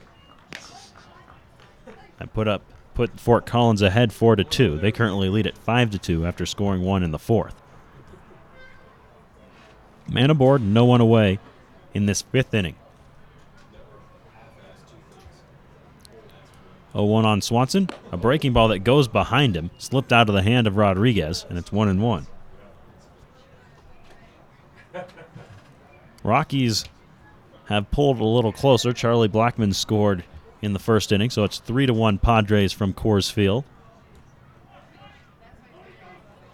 That's where Jake Shapiro is tonight. He'll be back in the booth with us tomorrow. For now, it's Ethan Jordan alongside Jack Carlo. 1-1 pitch. That's inside. Again, as we alluded to earlier, Rodriguez struggling out of the stretch has not had the same command he does out of the windup. His breaking pitches have not been close. It's been a problem for him all year. 2-1 pitch is low in the dirt. 3-1.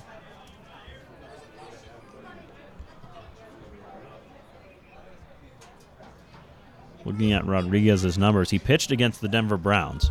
1 inning of work, he gave up 4 earned runs. He got the first 2 outs of the inning easily, then gave up, I believe, a walk. And from there, it was all downhill. Then he pitched against Game Day, pitched 2 innings. This one lined to center. That's a base knock for Swanson. Making the turn towards third is Gordon. He'll be in there standing. But for Rodriguez against Game Day, he pitched 2 innings. The first inning, he went 1-2-3 and looked dominant.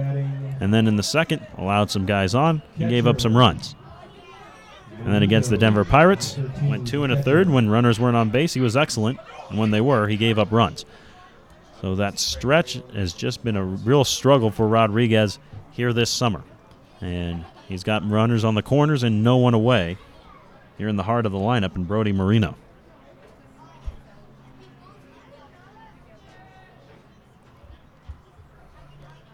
First offering to Marino towards the left. That one will get foul.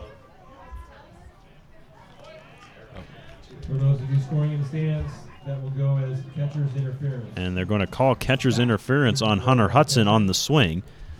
So up to first base goes Brody Marino. Now batting the And the bases are loaded for Darren Wood. That's one you don't see all the time, but when the catcher's a little too close to the batter, his glove clips the bat, they give him first base. On the positive side, Rodriguez will have the opportunity at least to work out the windup with the bases loaded. He opts not to. And this, I don't understand. He's been much better out of the windup. No reason to go from the stretch here, but he elects to go from the stretch nonetheless.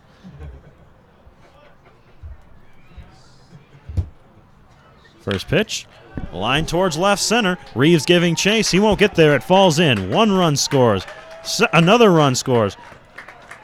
And it is a 2-run double for Darren Wood. That's a 2-run double by Darren Wood. Up to third base goes Brody Marino. And still 2 runners in scoring position after the double and 2 runs in. And a conference at the mound. Turner Davis and Kix Farrell come over, along with Hunter Hudson, to chat with Rodriguez. Bullpen goes back to work. I believe that is Youngblood down the left field bullpen there. It does appear to be John jogging out that way. Once again, the Collegians bullpen is going to have to get warm in a hurry. Rodriguez in some trouble. Already 2 runs in, second and third, no one away. And Carter Pennington, the batter. Pennington chops one foul into the Collegians dugout. Look out over there. Hunter Sherrard was ducking for dear life. Luckily, it caught the fence in front of him rather than his head. Sherrard and Martinez nearly get beaten, I believe. Maybe that's Reggie Paris. Either way, danger over in the Collegians dugout. 0-1 on Pennington. in the dirt. Hudson keeps it in front of him. And it's 1-1.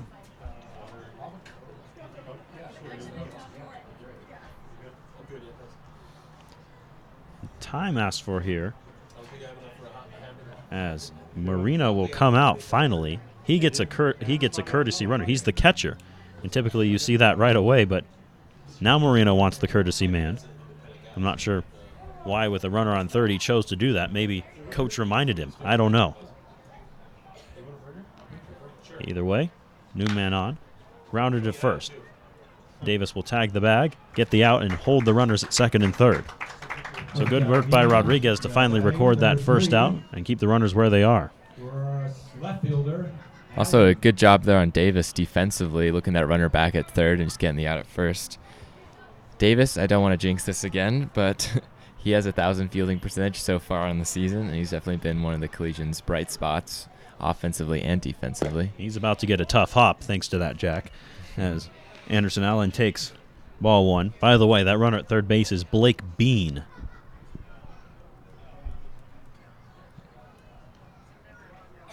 So 1-0 on Anderson Allen. Allen's 1 for 2 today. And he takes a strike. For the Cougars is number 6, Blake Bean. Give it up for Blake Bean.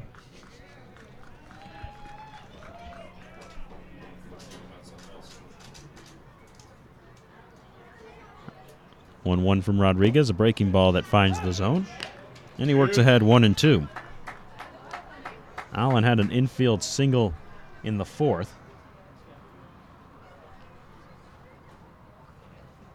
And was picked off between second and third. And watch one inside, 2-2.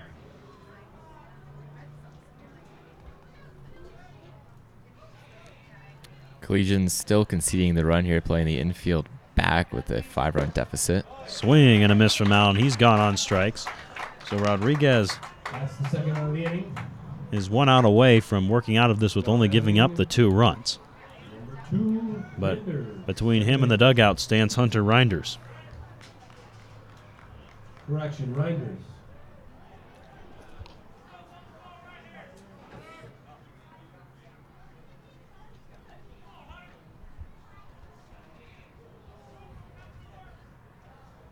First offering to Hunter. In for a strike. Looks like Rodriguez found that release point on his curveball from the stretch. See if he goes back to it here after finding his newfound confidence. Reinders is 1 for 2. And he watches that one. Has to go back to that curveball just a little inside. Not a bad pitch, though. Reinders scored the first run of the ball game for the Cougars after doubling in the third. He'll hit one a long ways out to right. Richardson going back. He looks up, and this one's gone. Hunter Reinders goes opposite field. And the nightmare inning continues for the Collegians. As now the lead swells for Denver. A 3-1 blast for Reinders. We got a 3-run home run. It's for now the Cougars. 10-2. It is now 10-2 with 2 outs in the inning. So 5 runs given up in the inning by Rodriguez. We'll try and end the bleeding here against Frankie Schern. Schern takes a strike.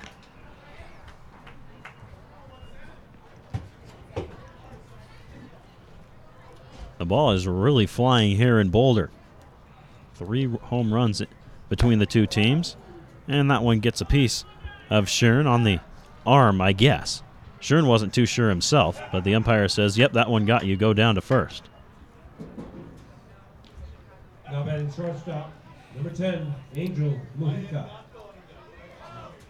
And I guess as you alluded to earlier, Ethan, the ball is flying here tonight. You'll see that a lot on these summer nights in Boulder. Again, we're at altitude, and this isn't the biggest field at Scott Carpenter Park. It's just 334 down the lines.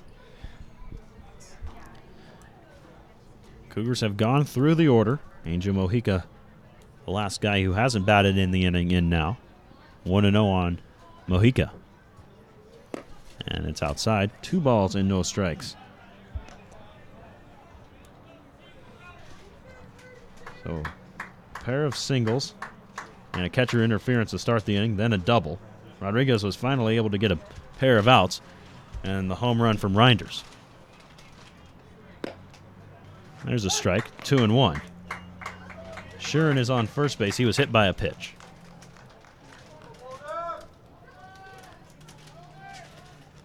It's been the long ball that's given Denver this lead.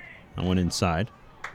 The 3-run home run from Reinders in this inning and the 3-1 blast from Swanson in the third.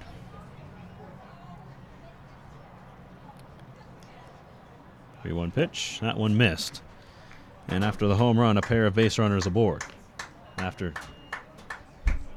batting third baseman, number 7. So Jackson Gordon will have his second chance in the inning, but doesn't appear it'll be against Chris Rodriguez, as here comes Mark Goodman. He'll take the ball from Chris. And here comes John Youngblood out of that left field bullpen. We'll step aside as Youngblood gets warmed up. 10-2 Denver here in game 1 of 2 from Boulder. We'll be right back.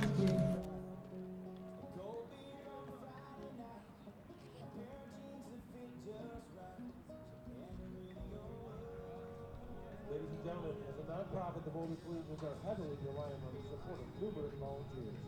Without your help, we could not continue to provide the services you have come to expect. If you are interested in volunteering with the Boulder Collegians, talk to one of our volunteers or the staff at the concession stand or at the front gate. For your information, there are sign-up sheets located around the park. You can also visit the Boulder Collegians website. Thank you for making Boulder Collegians your home for college baseball in Boulder.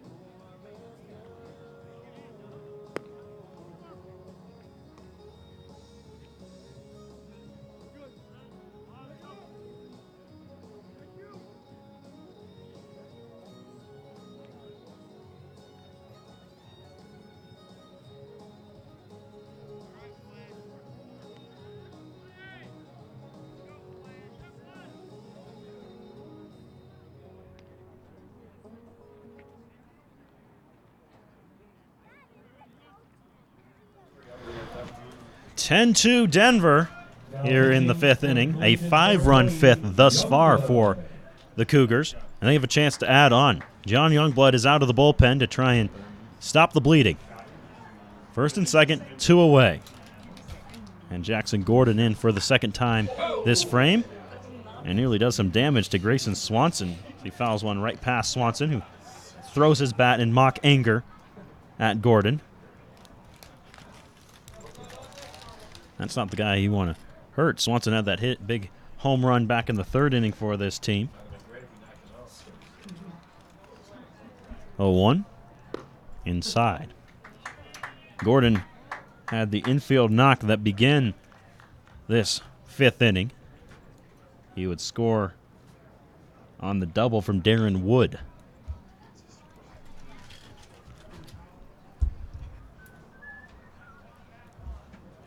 Youngblood, who actually has the jersey tucked in for once.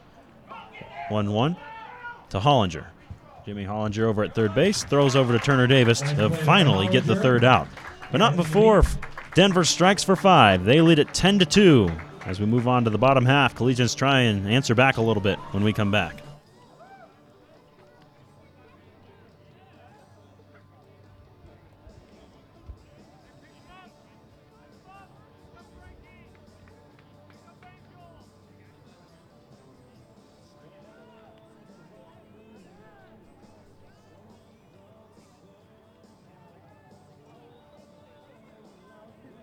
Attention fans, we will have a wheelbarrow race in between the 5th and 6th inning. After the Collegians score about 100 runs, let's hear it.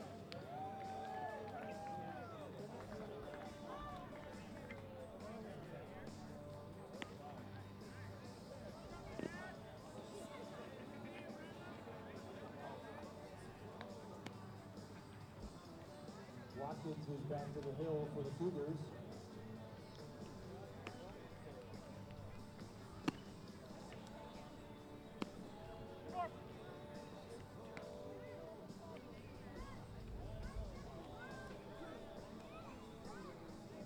The Collegians will have Hicks, Farrell, Hollinger, and Roselle.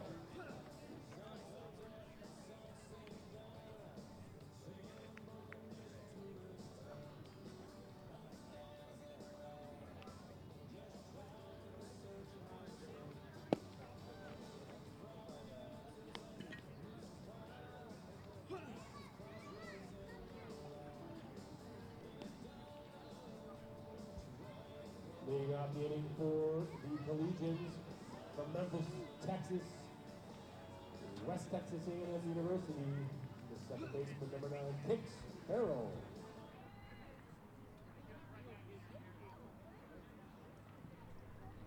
Kicks Farrell leads off the bottom of the 5th inning for Boulder.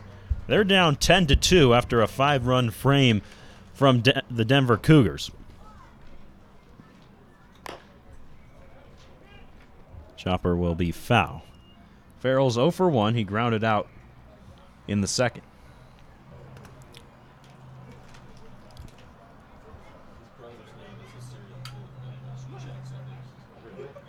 Gary Watkins is back to work on the mound.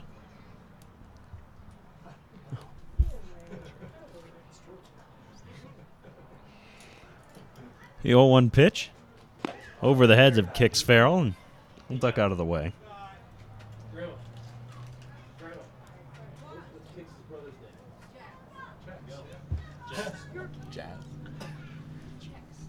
So 1-1 pitch to Kicks Farrell, swung on and missed.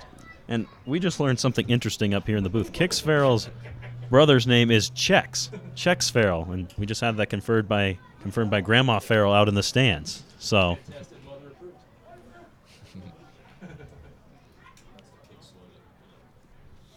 Grandma and Grandpa traveling around in the RV to watch Kicks play. They're up in Colorado for the summer.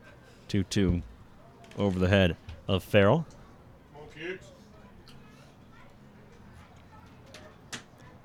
Kicks trying to do anything to help this Collegians offense. They're down 8 runs. Launches one low, and it's full. For Boulder down 8, you really just got to chip away here. You're not going to get it all back in one swing. They do have some time. You got about 9 outs.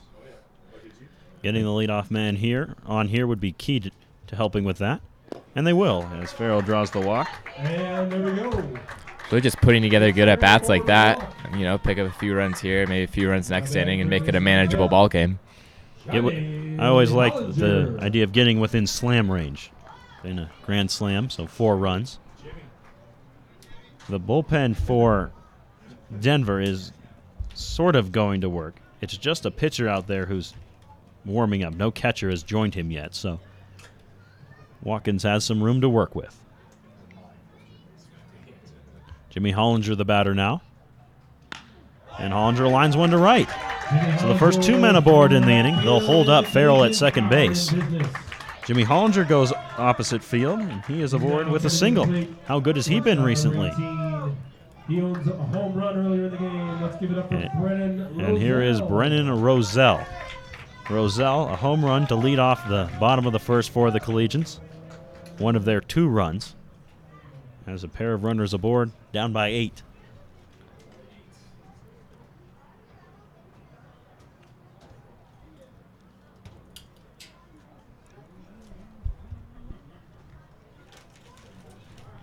Watkins gives one glance over to Farrell. And here's the pitch. Roselle gets jammed a bit, sends it to center. And therefore the routine grab is Shern. And Roselle flies out to right field. Looked like he just got jammed there a bit. Now batting Probably for not Collegians, left the best fielder, swing you number want 14, on the Nick first pitch of an at-bat. Arrivo. Yeah, there's a pitch he probably would have liked to have turned on just a little bit more, but wasn't able to get the hands out in front. And now Nick Arrivo will be the batter. Arrivo has been aboard twice, once on a single, the other on a drop third strike. He was left stranded at second base after that drop third. Has a chance to drive in a run of his own here. First offering from Watkins to Arrivo is a breaking ball that drops in for a strike.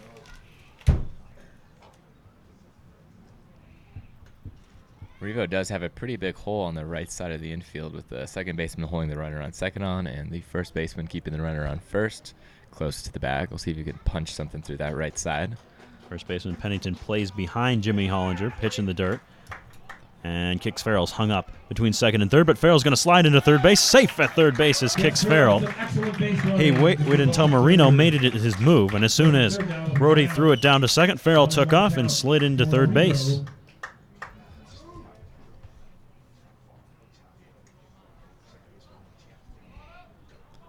Arrivo remains at, Hollinger remains at first. 1-1 count on Nick Arrivo.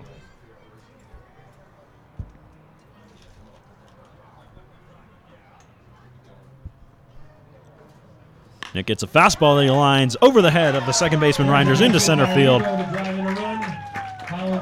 And that'll be a base knock and an RBI for Nick Arrivo. And the Collegians are one closer. There you go, just chip away, just keep going. And we are now down 7. And they have a chance to add on more here, but I don't believe it will be against Gary Watkins. As here comes Coach Cerullo. He'll take the ball from Watkins, and with Hunter Hudson coming in. And, well, maybe not. It initially looked like he was going to go to his pen, but it appears it may just be a conference. The whole infield in on the mound. First and second for the Collegians, 1 in the inning, and 1 away. They trail it by 7. Home plate umpire wanders his way out there to break up the conversation. The players that you're witnessing play this evening, and everyone goes back to their original spot. So Watkins stays in. And I was going to be real surprised if Cerullo did bring in a pitcher there. It would have had to have been one of his fielders, as no one was up in the bullpen. Now batting Double H, Hunter Hudson. So Hudson stands in from the left side against Watkins. Chance to add a few more, and like you said, Jack, chip away. Collegians are right where they want them in their lineup with traffic on the 3-hole Hudson. He's outside. Hudson's 0 for 2 today out of that 3-hole. He's grounded into a double play and flown out to center. Has a big chance here to try and pull the Collegians a little bit closer.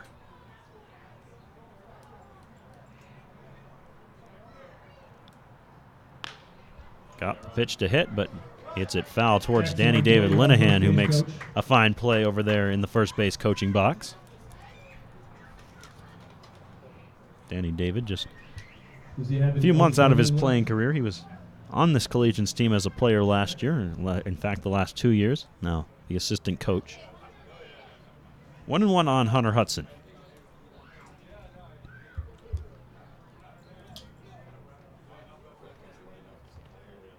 Watkins brings it home and misses low. Hollinger runs well at second base. Arrivo the same at first. I feel like I say that a whole lot with this team. I mean, up and down the lineup, they can run. A base hit should score Hollinger at second. I think those extra 90s are huge. Hollinger giving Watkins something to think about, and Gary will step off the mound momentarily. And now he's back ready to go.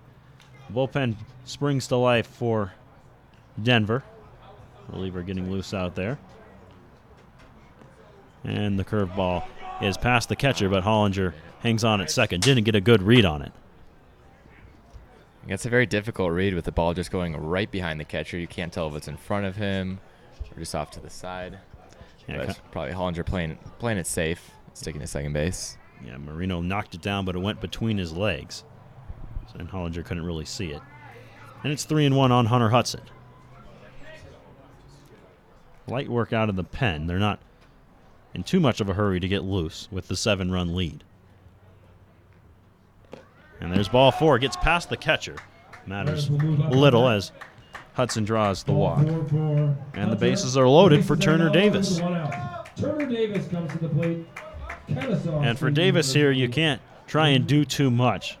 Try and go yard and make it a 3-run game. Just have to try and keep the line moving behind you. For those new in the audience, these ball players. So Hudson will have a pinch runner come on for him. Typically that pinch runner, or excuse me, not a pinch runner, a courtesy runner. Typically that courtesy runner is Isaac Parks. But Parks came to the ballpark today in a boot, so he's going to be out for a little while. He pitched yesterday, but is banged up now. And instead it's Nick Hall. And the first one in for a strike. Actually, hold on a moment. That is Nick Hall. Also good for the Collegians to get a little more speed out on the base paths. The 7-run deficit, doubling the gap could score him a little easier. I'm surprised it's not Connor Kostecka. Kostecka runs extremely well and did not start this game. Davis lines one to left. That's a base knock. Hollinger will score. Arrivo in to score as well. And the Collegians pull all that much closer. And it's now 10-5. And just like that, it's 10-5. So the Collegians have scored 3 in the inning. And have a chance to add more here with Chris Jimenez, who's 2 for 2. The hottest hitter on the team, number 5, Chris Jimenez. And our PA announcer, Mr. Arrivo, may have just jinxed Chris, calling him the hottest hitter on the team. So we'll see. Jimenez can break through the jinx. Probably not a comfortable bit of knowledge for the pitcher there. It is an interesting scare tactic for Watkins, but I think Gary knows just how hot Chris is, as Jimenez has tagged him with a double and single thus far. This one fouled back to the screen. Again, the Collegians not doing a whole lot, but they've put together 3 runs already on, it's like 2 singles and a walk. Excuse me, 3 singles and 2 walks. No extra base hits, no home runs of any kind, just moving that line around like you said, Jack. As the 0-1 misses low to Chris Jimenez. And as we spoke earlier, I guess kind of changing our offense to different situations and getting runs together in different ways is huge for the Collegians, and they're doing that here in the 5th inning. 1-1. That one's outside and low. And a hitter's count for Chris Jimenez. Collegians got the power hitters like Hunter Hudson and Turner Davis, but kind of adjusting their style just to, move the runners over and keep the chain moving for the Collegians. 2-1 from Watkins, a breaking ball that misses high. And Jimenez up 3 balls to 1 strike. Watkins definitely losing steam here. He's gotten into a few 3-ball counts. Update from Denver, the score tied at 4. Trevor Story made it 4-3 Colorado, but Ian Kinsler has another RBI, and it's 4-4. Big swing and a miss from Jimenez at what would have been ball 4. And he just kind of looks down to Mark Goodman, third base, like, my bad. Probably shouldn't have gone after that high fastball, but the count is full now. So we'll have another crack at it.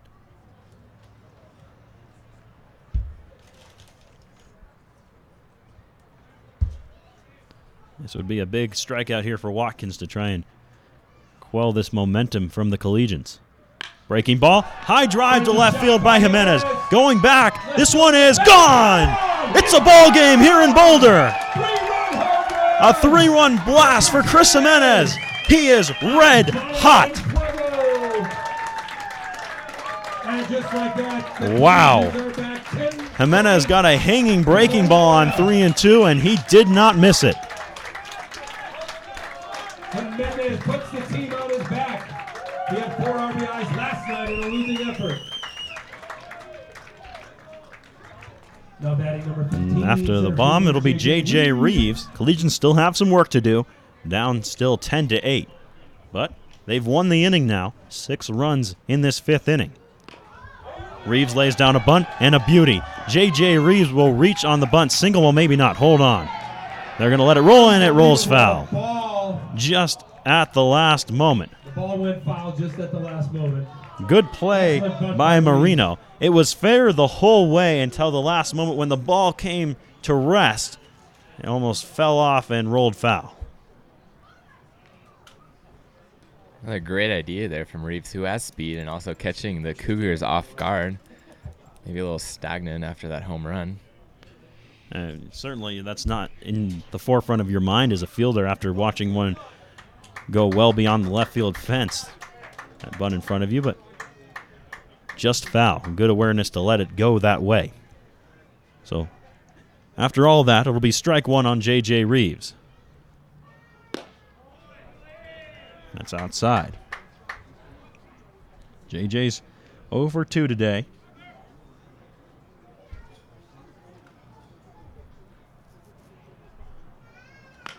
Oh, and he missed a pitch there, 1-1, and he's upset with himself. A center cut fastball that all he could do was foul it away.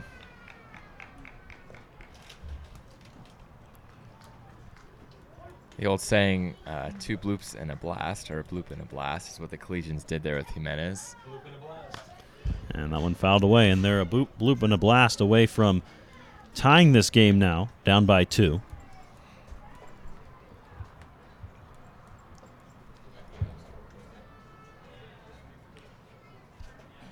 J.J. Reeves trying to at least be the bloop and get aboard here with 2 strikes.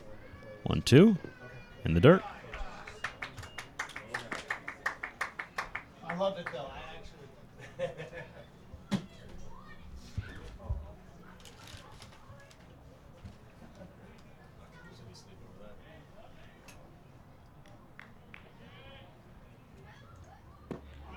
And a curveball that Reeves misses badly on, and he's gone on strikes. So 2 away in the inning. The Collegians have gone through the order as Kelby Richardson stands in. Kelby 0 for 2 today. Does have an RBI.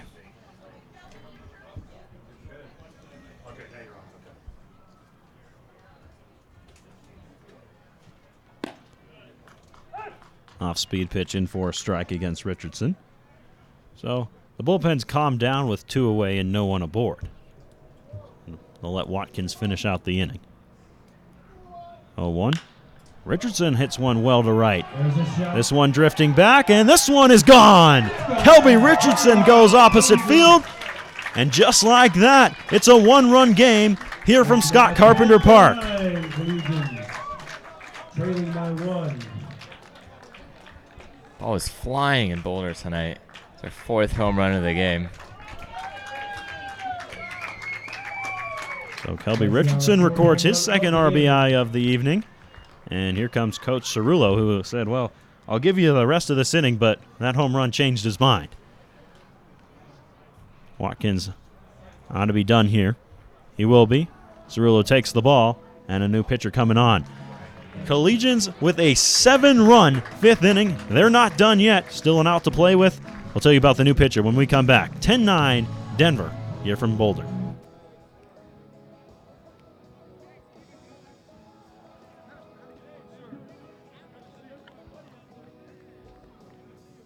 Coming into the game for the Cougars, Josiah Scott, number 5. Josiah Scott.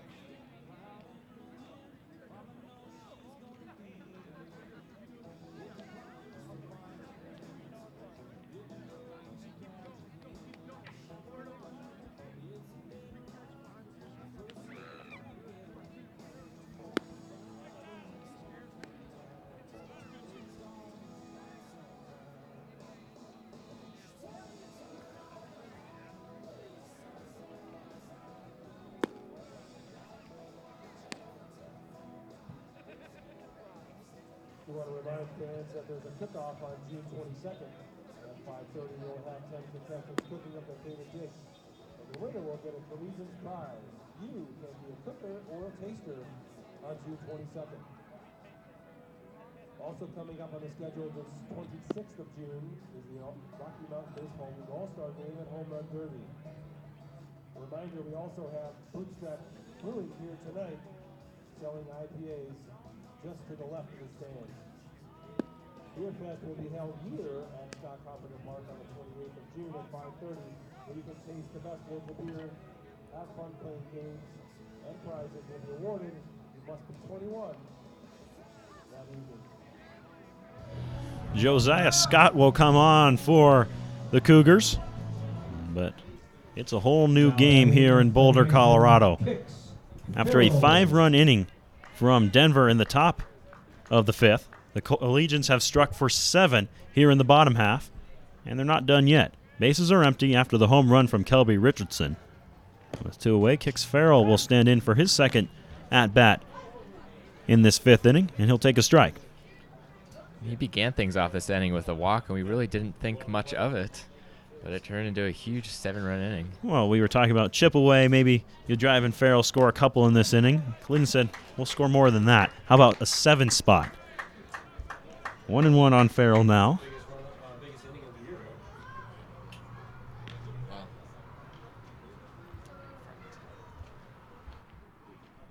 1-1. Fouled away.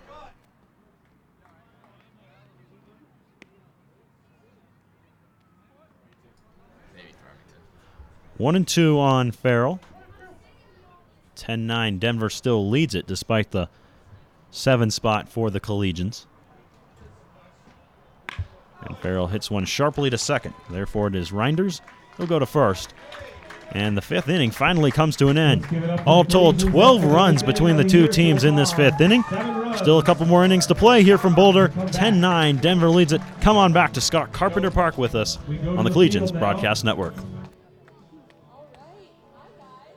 This time we're going to be doing a wheelbarrow race, and it's the older kids versus the younger kids.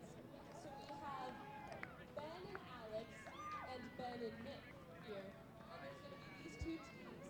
We're going to start from behind third base. We're going to stay on the grass, preserve palms. Everybody get in position, and the race ends at the end of the grass. All right, guys? Everybody ready? Stretched out? Ready, set, go!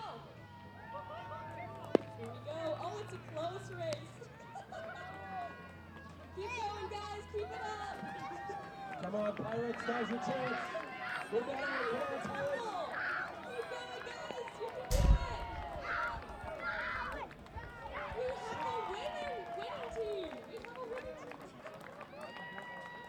Little bit of a plot twist here with the younger kids winning. They win a Milky Way, but we're gonna get another one because I forgot that there's 2 players on each team.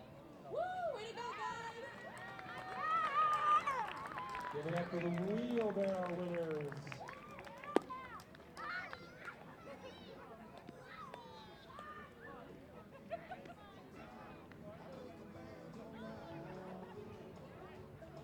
For those country music fans in the audience, you'll recognize this song as Wagon Wheel by Darius Rucker. The genius of the Boco Collegians staff.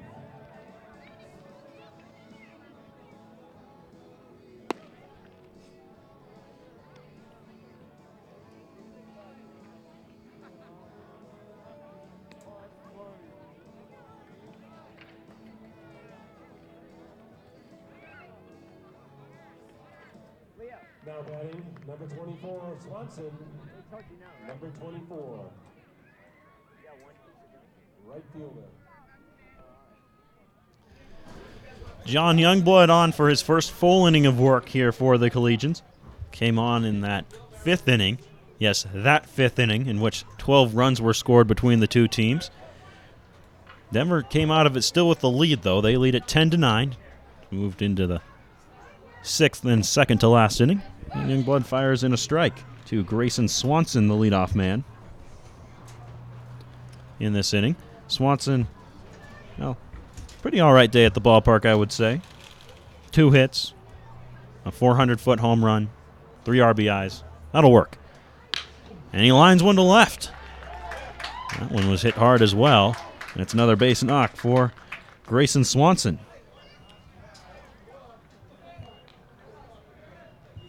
Collegians can't let the momentum sway too far to Denver here. We got to stop this. Stop the damage now. And keep it a one-run ball game. Brody Marino, the batter. He's reached twice, once on a walk and once on a catcher's interference. And he takes a strike.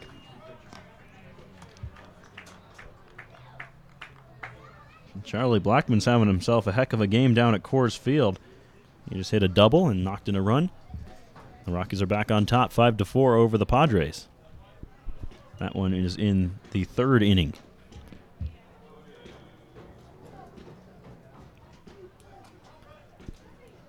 Blackman hit a monster home run last night. Unfortunately, it was after all the nonsense out of the bullpen that the Rockies ultimately fell to the Padres a night ago. We said we wouldn't talk about it, and we won't. There's a strike. So Marino down 1-2. Youngblood looking for the strikeout or double play here.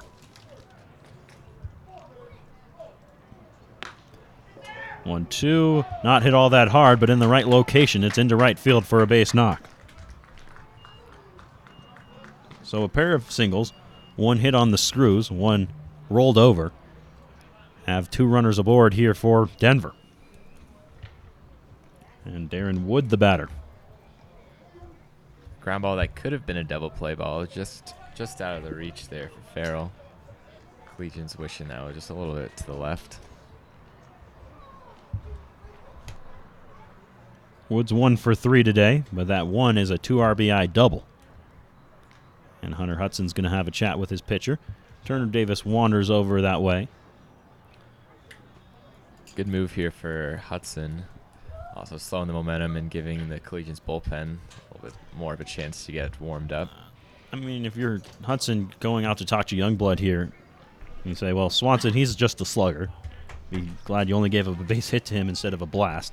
And Brody Marino, you got the pitch. You made the pitch you wanted. You got the result you wanted in terms of the ground ball. Just wasn't in the right location. So probably just telling John, you're pitching well. Keep going. Exactly. And Wood hasn't had too good of a night. He struck out, flew out to right, and grounded out to first. Seems like he's been the only... He did hit a double in the fifth inning, excuse me. And that 2-run double. Looming large here with the 1-run ball game. But up until that at bat, he hadn't really looked all that comfortable at the plate. So we'll see how he fares here. It's 0-1 on him after the foul ball.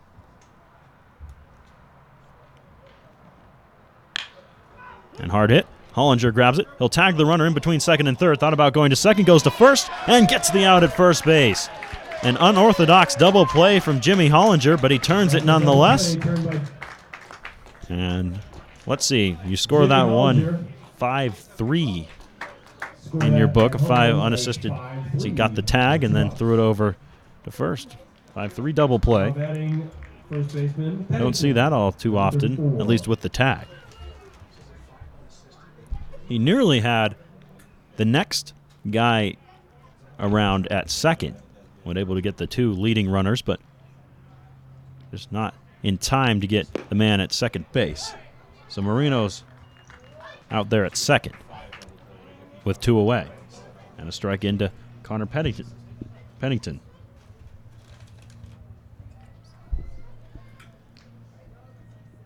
So Youngblood, thanks to a nice decision by Hollinger, has a chance to work out of this inning and keep the momentum on the side of the Collegians.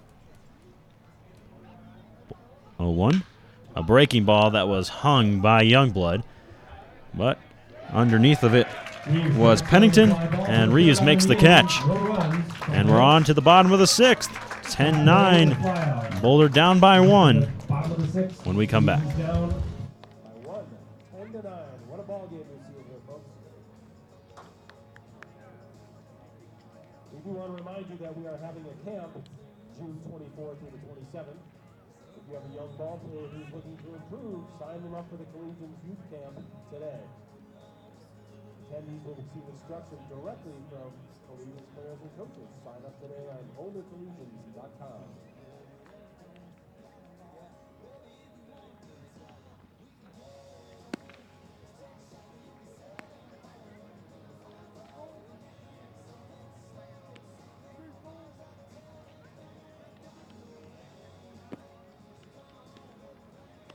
We'll remind you to stop by the merchandise tent for hats and t-shirts. The concession stand is open, serving brats, hot dogs, and hamburgers, chips, popcorn, and water. Bootstrap brewing still available for those of you over 21.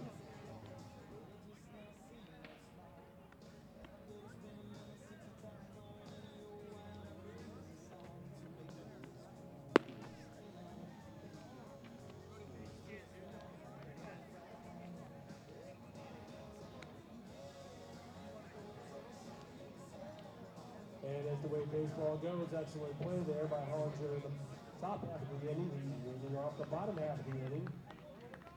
Hollinger. 10-9 Denver here against the Boulder Collegians.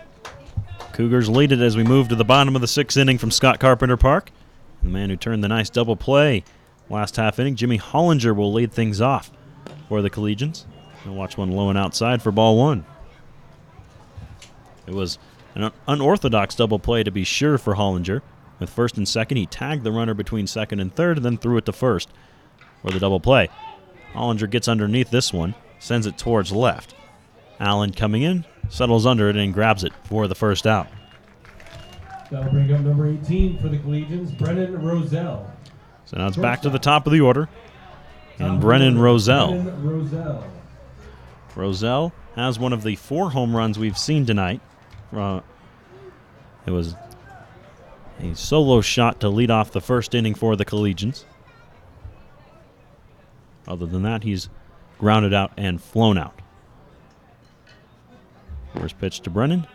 There for a strike from Josiah Scott. Scott came on last inning after the home run from Kelby Richardson that made it a 10-9 ball game and was able to get out of the inning for his first clean inning of work. Swing and a miss there from Roselle, and he's down 0-2.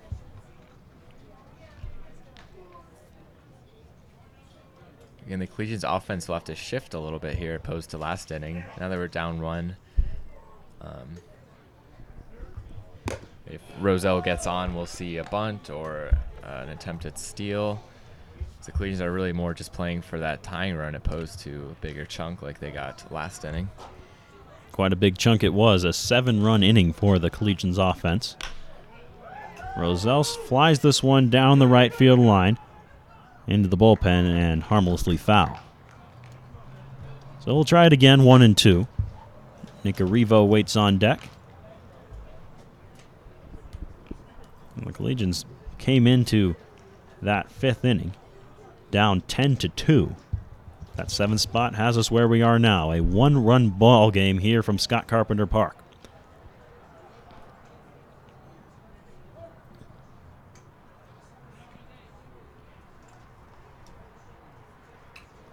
One-two pitch. Fouled away. And, Jack, we were talking earlier about scoring runs in a variety of ways. And the Collegians did that in 1 inning. They had 2 home runs that netted them 4 of the runs, but they were able to score 3 other runs in different ways with some small ball moving some runners around. Exactly. And for the Collegians, they're not a team that's going to bunt a whole lot, you know. Summer league team, guys are just looking to get their reps in. But I wouldn't be surprised here, down 1, if we play some more small ball and guys kind of shift into that team mentality on offense. 2-2. Ground ball up the middle. Nice play on the mound from Josiah Scott. The PFPs pay off for Scott as he flips it to first, and there are 2 away. Roselle, 2 outs in the inning. That brings to the plate left fielder number 14, Nick Arrivo. So Nick Arrivo will be the batter. Nick's 2 for 3 today. Had a single in that big 4th inning. Later came around to score.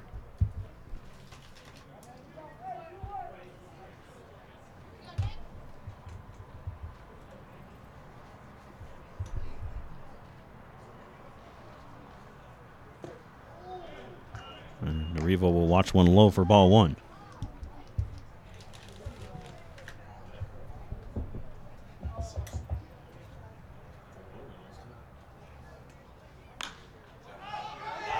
One's popped up right on the plate. Marino barely has to move as he pops out of the crouch and makes the grab for the third out. So after a 7 spot in the last inning, the Collegians can't get a man aboard in the 6th. Still down by 1. On to the 7th and final inning here from Scott Carpenter Park. I'd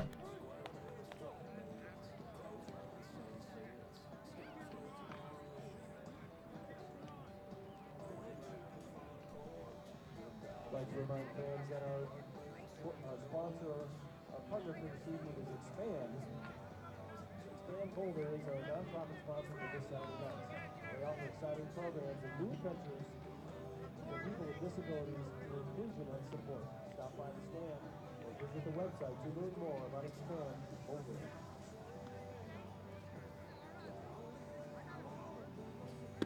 The Boulder Collegians are a 501c3 nonprofit that could not exist without your support. If you have the means, please consider donating to the Collegians.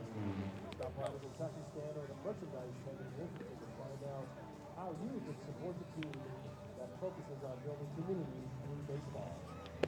This is Boulder's home for collegiate baseball.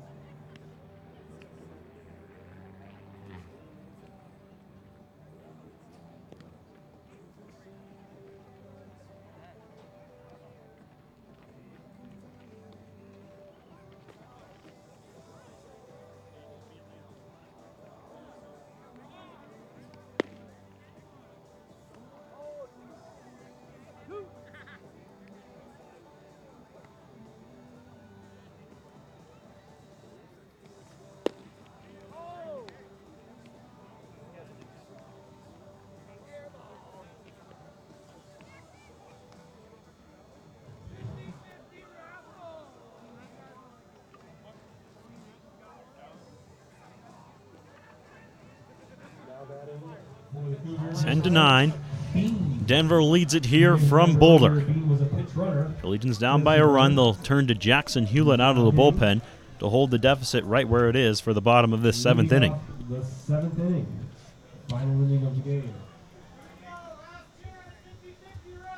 And it appears we will see a pinch hitter on We encourage for you to Denver. Participate in the 50-50 raffle. Matt Jensen with the red hat and the little girl on his head is selling tickets. 50-50 raffle. We'll get you a line on just who that pinch hitter is in a moment. The left-handed batter against the right-handed throwing Hewlett. Jackson, normally a starting pitcher, but Collegians want their, who's pretty much been their ace this year, on to try and hold this deficit at just 1. 1-0. He's outside, 2 balls and no strikes. 50-50 raffle. Yeah. Definitely like the move here from head coach Toledo, putting in one of the Collegians' better pitchers in Hewlett, especially in this late inning. 2-0 is popped high in the air. And Hudson will grab it. And Blake Bean is retired.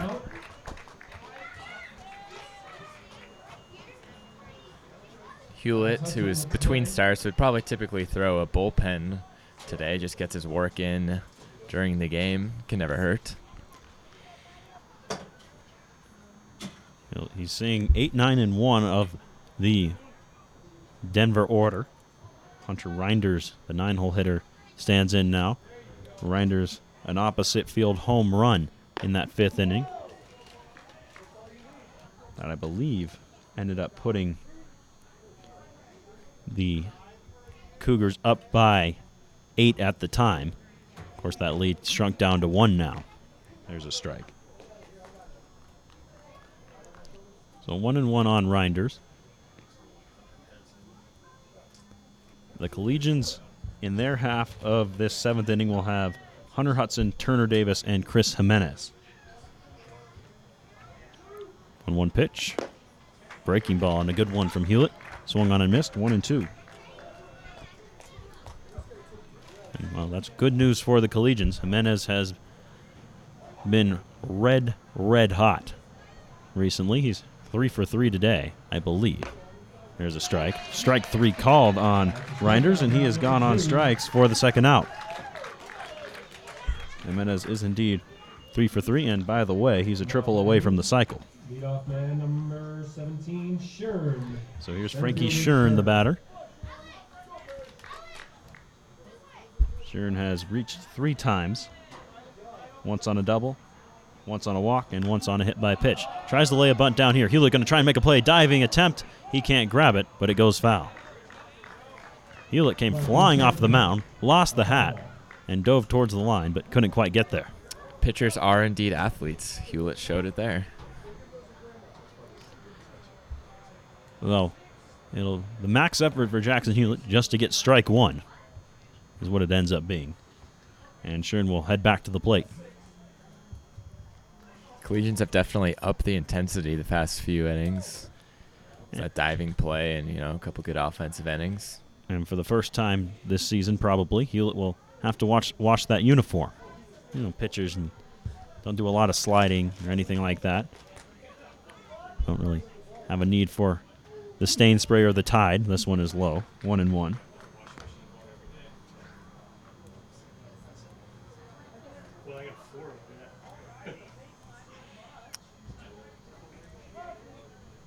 And time asks for at the plate before Hewlett can deliver his 1-1 pitch. So we'll see if he can regain his composure after that diving attempt. 1-1 is high and tight.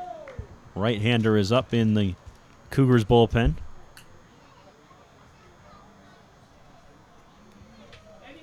And 2-1 on Frankie Shern. Hewlett kicks and fires. Breaking ball. Popped. Back behind second. Farrell and Richardson converge, and it's Kix Farrell taking charge and making the grab. And it's on to the bottom of the 7th we go. Collegians down a run. They look to win it, or at least tie it, when we come back here on the Collegians Broadcast Network.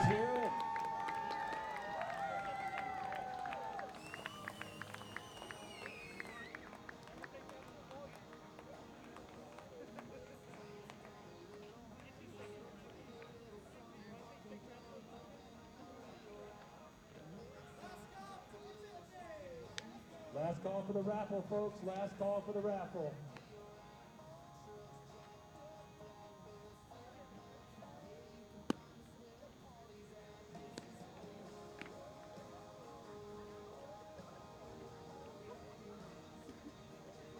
The Collegians have Hunter Hudson, Hunter Davis, and Luis Jimenez Jr.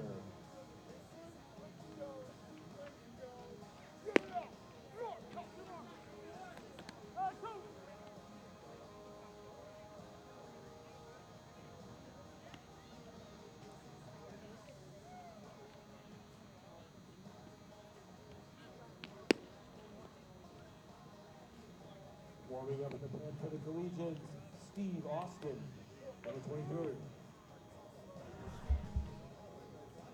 For the Cougars, that is.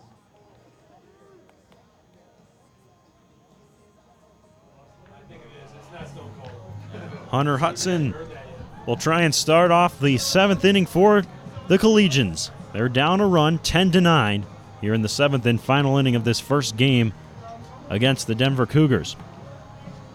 Josiah Scott is back to work on the mound, and why not? He's been terrific since coming out of the pen. Gabe Austin is ready and waiting in that bullpen, need be for Denver. Hudson is 0 for 2 with a walk, and he watches ball 1 high and outside here. It'll be Hudson, Davis, and Jimenez in the inning.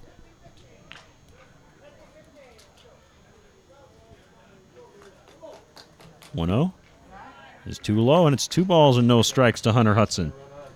And ahead of the hottest hitter on the team, just trying to get someone aboard. Either Turner, Davis, or Hunter Hudson, or both. And Hudson will ask for time.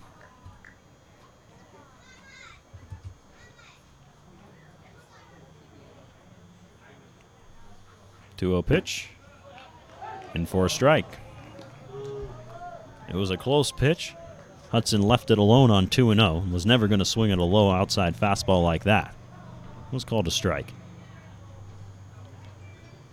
Scott brings home the 2-1. Inside, 3 balls and 1 strike to Hunter Hudson. He had that walk back in the big 5th inning. He'd like to get aboard again. 3-1 pitch. Ball 4. That one's outside. Oh, and called a strike a little bit late there. Come on, Blue. Well, Hudson thought it was outside. I don't blame him. It's 3-2. Payoff pitch. Hudson, big chopper. Will get wide at first for a foul ball. Hudson having to protect now with the 2-strike count. That was probably ball 4, but too close to leave it alone. A little strange with the Cougars pitcher kind of being all over the place, getting the benefit of the doubt there. 3-2 again, and that one nearly got a piece of Hunter Hudson. And they're going to say maybe it did on the foot. Either way, he's down to first base. Last call for the 50-50 raffle. Now batting number 25. So Hudson aboard Turner Davis. on what we're going to call a hit by pitch. And he's going to have Nick Hall come on and run for him. So That's Nick gonna Hall be at first Nick base Hall is the now tying at run. first base. Turner Davis the batter, bottom of the 7th, here from Scott Carpenter Park. Turner's 1 for 3 today, flown out, popped out, and hit a single in that 5th. We'll see if the Collegians try any small ball here. Probably unlikely with a power hitter like Davis, but with just a 1-run deficit and one of their better hitters, Jimenez, on deck, it might not be a bad idea. Scott misses inside, nearly got a piece of Turner Davis. It's ball 1. So Davis content to just let Scott miss to him with Jimenez waiting on deck. Just trying to move that runner into scoring position. The tying run at first. 10-9 our score. Davis hits one hard to center. This one is back, and it is gone! Turner Davis sends everybody home here from Scott Carpenter Park, right over the 388 sign. That ball. All the way back. Down by 8 runs. They are going to win this game 11-10. Let's hear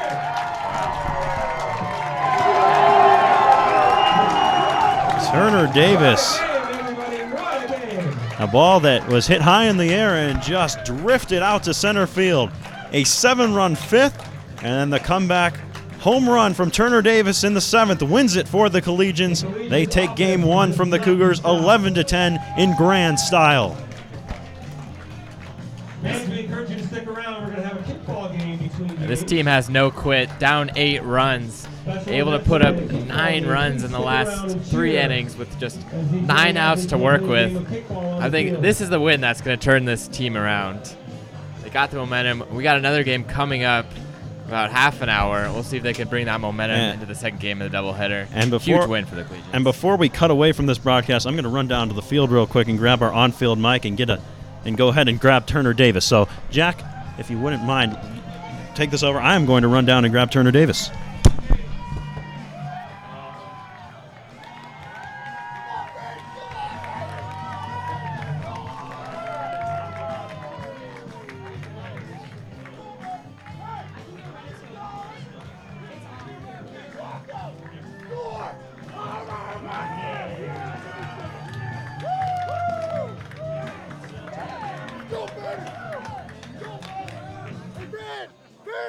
Make them noise!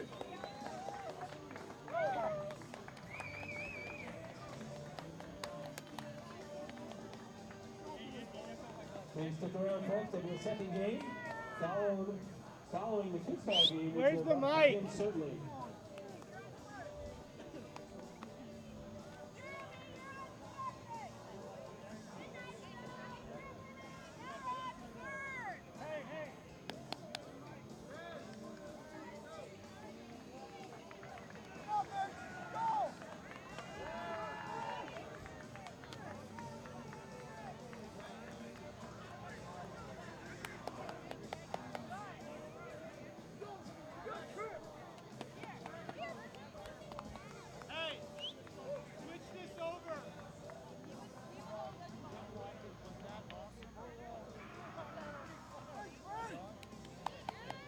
buddy.